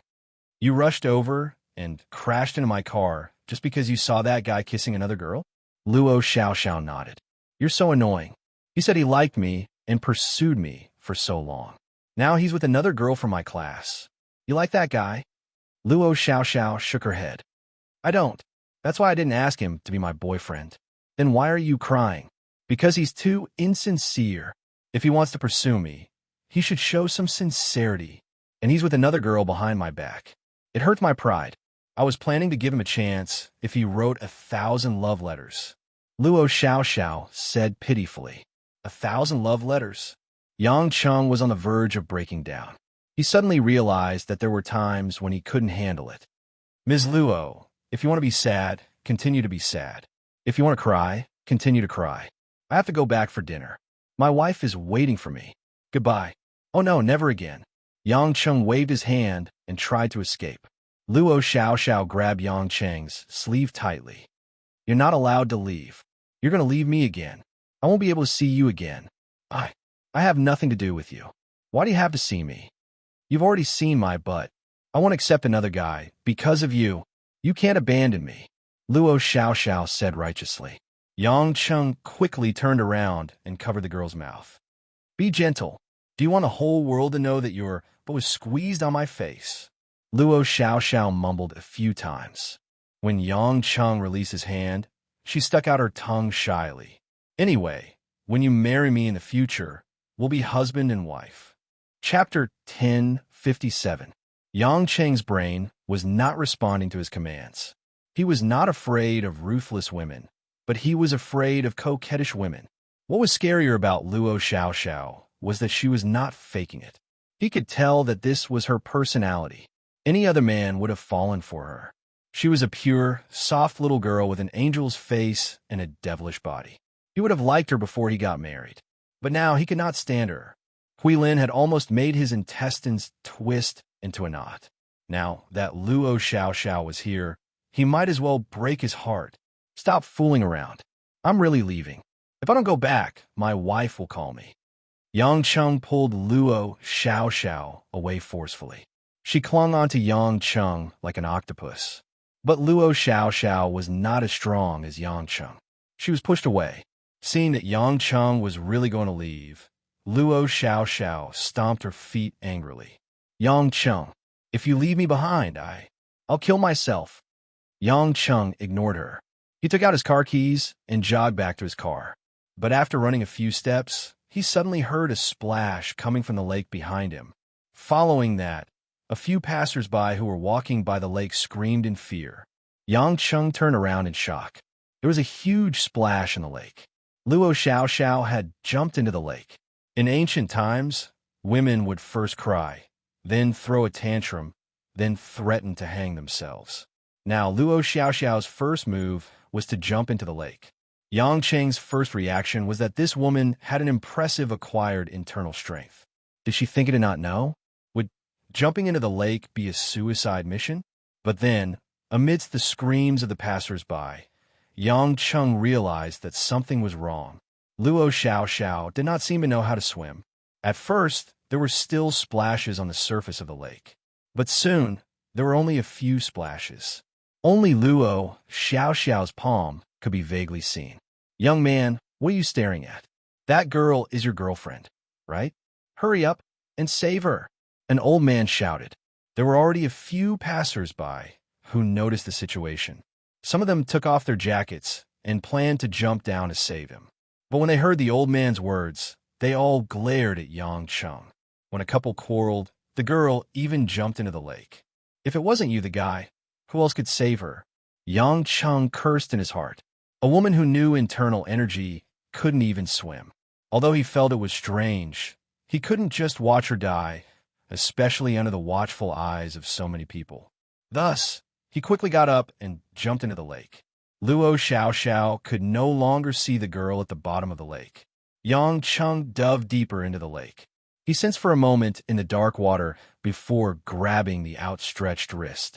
It did not take long for Yang Cheng to drag Luo Xiao's dripping wet body from the lake to the shore. The crowd heaved a sigh of relief. They kept pointing and gossiping, mostly cursing at Yang Cheng. Yang Cheng ignored them. But as soon as he climbed out, Yang Cheng realized something was wrong. Luo Xiao seemed to have drunk a lot of water and had fainted. This was not a big problem, but her chiffon top was sticking to her body, accentuating her curvaceous figure. Under the illumination of the streetlights, she looked like she was wearing see-through clothes. Yang Cheng helplessly realized that there was a reaction down there, even if it wasn't what he wanted. Although this girl had nothing to do with him, He couldn't let her be surrounded by so many people. Yang Chung picked her up and walked to his car. After leaning Luo Xiao against the car, Yang Chung was about to use his internal energy to force the water out of the girl's body when he suddenly saw the girl's full, moist lips pouting. It was as if she was waiting for someone to kiss her. Yang Chung immediately realized that he had been tricked. He was in a daze and did not pay attention. He stretched out 2 fingers and pinched Luo Xiao's lips. Ouch! Ouch! It hurts! Luo Xiao opened her eyes and punched Yang Cheng's chest angrily. What are you doing? Why are you pinching me? Yang Chung sneered. I should be the one asking you that. You're drowning. How do you know how to pout? Luo Xiao blushed. She blinked at Yang Chung. I saw it on TV. Don't drown people have to do mouth-to-mouth resuscitation? I'm waiting for you to do it. Mouth-to-mouth resuscitation? Yang Cheng's face twitched. You're quite honest. Of course. I've been honest since I was young. My daddy said that it's one of my strengths. Although, I think it's one of my many strengths. All right, you're so quick to fall for it. Honest? How could you lie to me about drowning? Yang Chung was no longer in the mood to play with this woman. He pushed her away and was about to go back to the driver's seat. Luo Xiao rolled her eyes and giggled. Suddenly, she opened the door to the front passenger seat and got in first. Yang Cheng's BMW was designed with remote sensing locks. As long as the car key was within range, all the doors could be unlocked by touching it. Hence, Yang Chung did not even have the time to lock the door. Luo Xiao was pleased with herself. She even buckled her seatbelt. Yang Chen was so angry that he was trembling. He had never met such a troublesome woman before. If this had happened in the past, he would have killed her with a single slap or twisted her head off. However, he was no longer the cold-blooded killer he once was. He could not kill under such circumstances. Most importantly, he could not bring himself to kill her. It was like a little girl from a neighborhood who was messing around with you. Even if you were really angry, you would not go as far as to chop her to death with a knife. Yang Qing opened the car door and asked coldly, "Are you coming out or not?" Luo Xiao shook her head. "I won't go with you. I'll go wherever you go. Where's your house? I'll go and take a look. I'll know the way next time."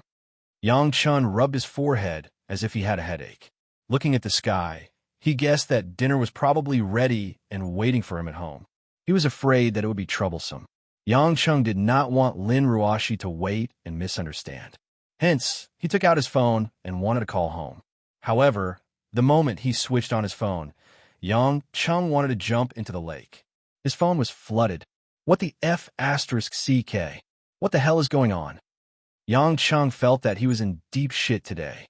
He stared at the unresponsive phone. If it was not a gift from Lin Ruashi, he would have smashed it. Luo Xiao stuck her tongue out, but pretended not to see anything. Yang Chung was furious. He stuffed his phone into his pocket and clenched his fists. He glared at her.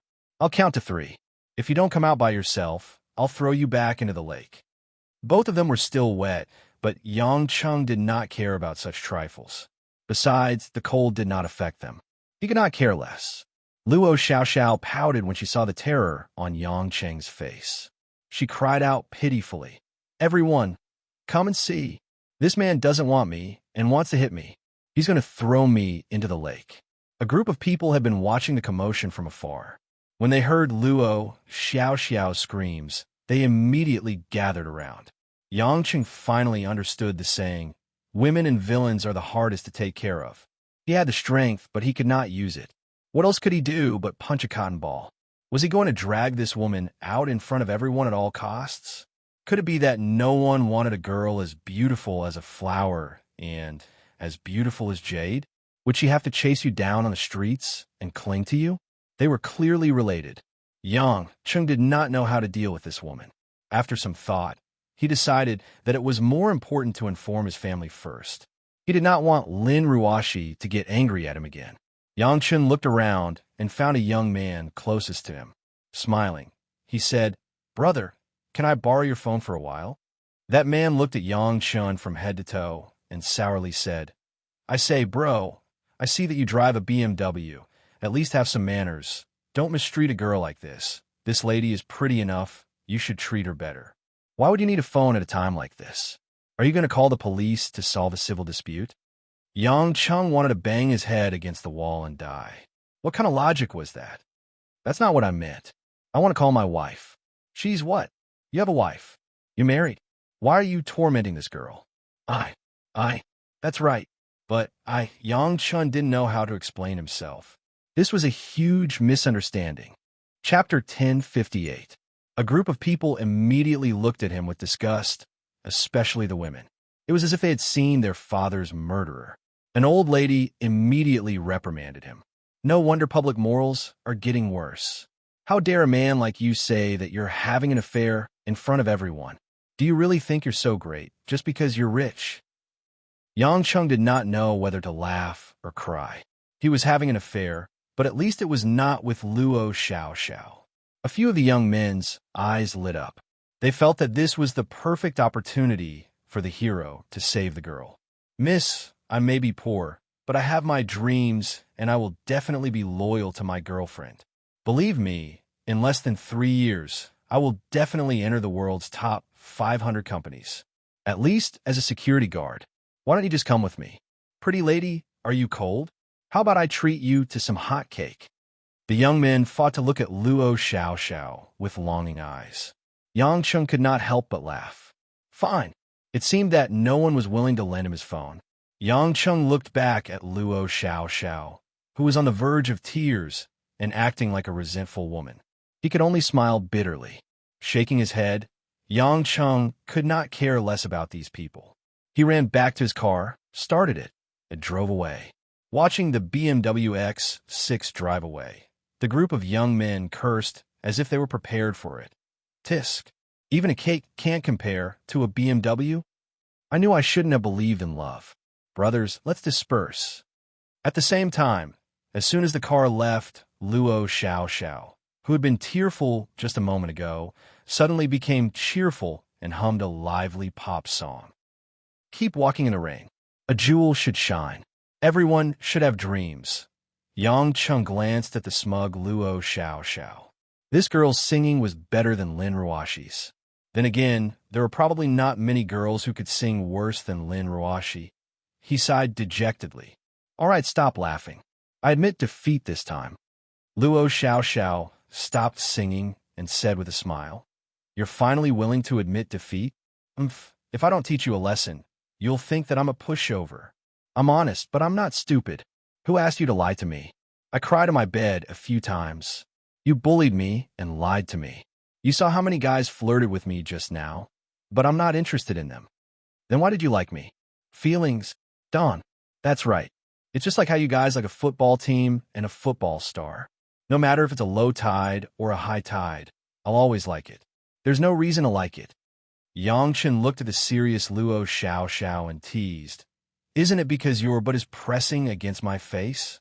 Luo Xiao tapped her chin with a slender finger. That's possible, but that's just a fuse. It's still a magnetic field brought about by hormones. Yang Chung, Luo. She of Luo. Thought of.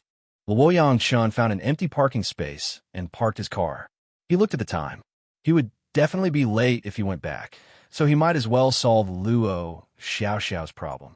Since you're not really stupid, you should know that I'm not joking. Yang Chung said seriously.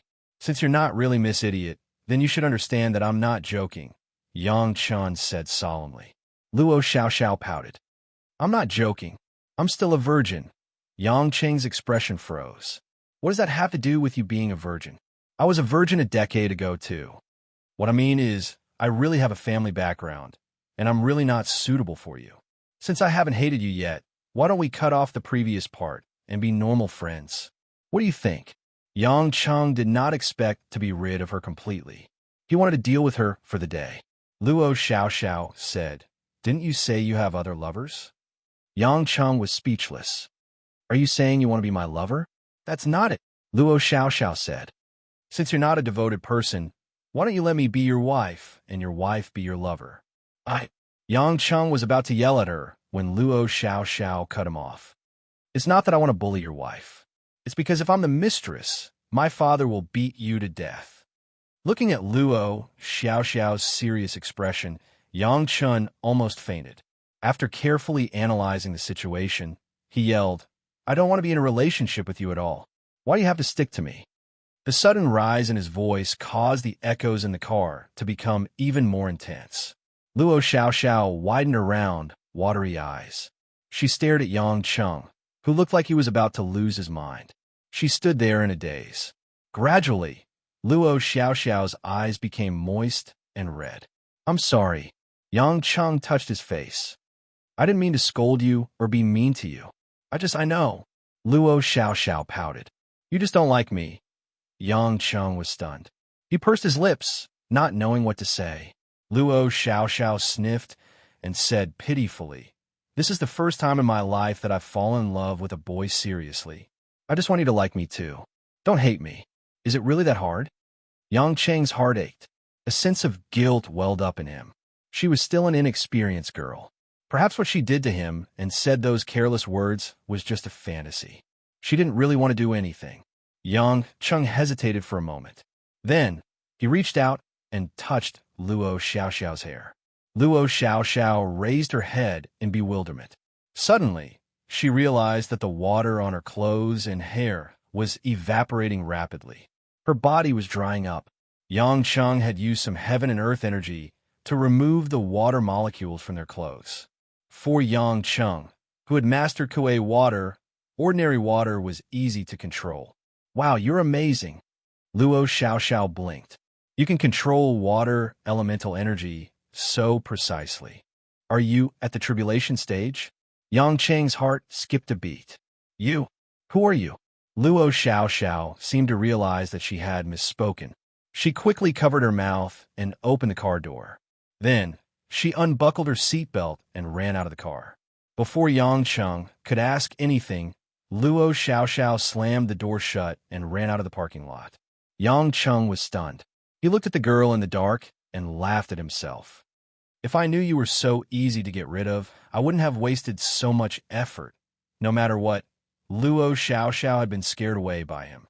Yang Chung started the car again and rushed home. He could still smell the girl's faint fragrance in the car. It was a natural fragrance, warm and full of vitality. Luo Xiaoxiao's identity piqued Yang Cheng's curiosity. However, he did not want to pursue the matter further. After all, it was better not to alert the enemy before he had absolute strength. Then, Yang Chung remembered that he had been delayed for a long time. Lin Ruoxi and the others had not been able to contact him. What a mess. Half an hour later, Yang Chung arrived home. The lights were already on, but the door was locked. Yang Chung parked the car and walked carefully to the door. He took out his keys, took a deep breath, and opened the door. The moment he entered the house, he was greeted by the rich smell of corn soup. Yang Chung could not help but take a deep breath. In the dining room, all the women in the house were already seated at the table. Guo Xuehua, Mother Wang, and Minwan were all there. Lin Ruoxi and Lan Lan were sitting together, serving pork ribs to Lan Lan. The little girl had a napkin wrapped around her waist and was eating heartily. From the small hill of ribs in front of her, one could tell that she had already finished a large pot of pork ribs. Of course, Lin Ruoxi would not only cook one pot of pork ribs. "Oh my, it smells so good. Looks like my dear wife's cooking skills have improved." Having a child is quite motivating. Haha, seeing that no one was paying attention to him, Yang Chung tried his best to look natural. He walked to his seat and sat down. However, as soon as he sat down, Yang Chung was depressed to find that there were no extra bowls and chopsticks in front of him. Great. He had silently admitted that he was not going home. Looking at how Lin Ruoxi treated him like air, he knew that she was obviously angry. After all, she had specifically told him to go home early in the morning, but he had not arrived after more than an hour, and he did not even get a call. After all, a mother loved her son dearly. Guo Xuehua sighed and asked, "Yang Chung, where have you been? We have been waiting for you for a long time. We called more than a dozen times, but none of them got through. Why didn't you tell us? The dishes were almost all cold." "Bad uncle. Lan Lan is starving." Lan Lan did not forget to provoke Yang Chung while gnawing on the pork ribs. Lin Ruoxi raised her eyes and glanced at Yang Chung. Her expression was indifferent, but she did not say anything. It seemed that she was too lazy to ask. Mother Wang was a little worried, but she was also dissatisfied with Yang Cheng's actions. Hence, she waited for Yang Cheng to say what he had to say. What else could Yang Cheng do? He told him about how he had bumped into Luo Xiao Xiao on the way back. When he finished, he did not forget to take out his waterlogged phone and place it on the table. Look, I really didn't mean to not return your calls. My phone really got waterlogged when I jumped into the lake. Guo Xiuhua picked up the phone and tested it. She turned to Lin Ruoxi and said, Ruoxi, Yang Cheng didn't seem to do it on purpose. His phone really got waterlogged. Mother Wang also remembered what happened when they bought the shoes. She nodded and said, Miss, what young master said should be true. I saw that girl too.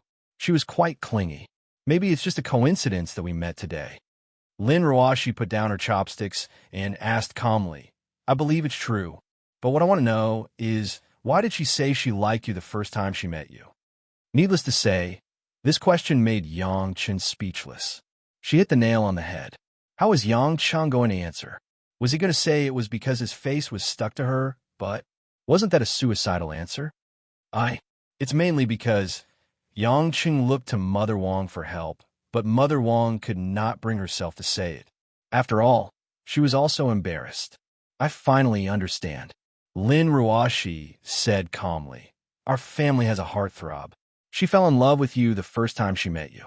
I didn't know you were so charming. Also, even if your phone got waterlogged, couldn't you borrow someone else's phone to call? Yang Cheng quickly said, Honey, I wanted to borrow someone else's phone, but they said I was having an affair. That's why they looked down on me and refused to lend it to me. That's enough. Lin Ruoxi stood up angrily. Her arms trembled as she supported herself on the table. Since you've admitted it, don't pretend to be innocent.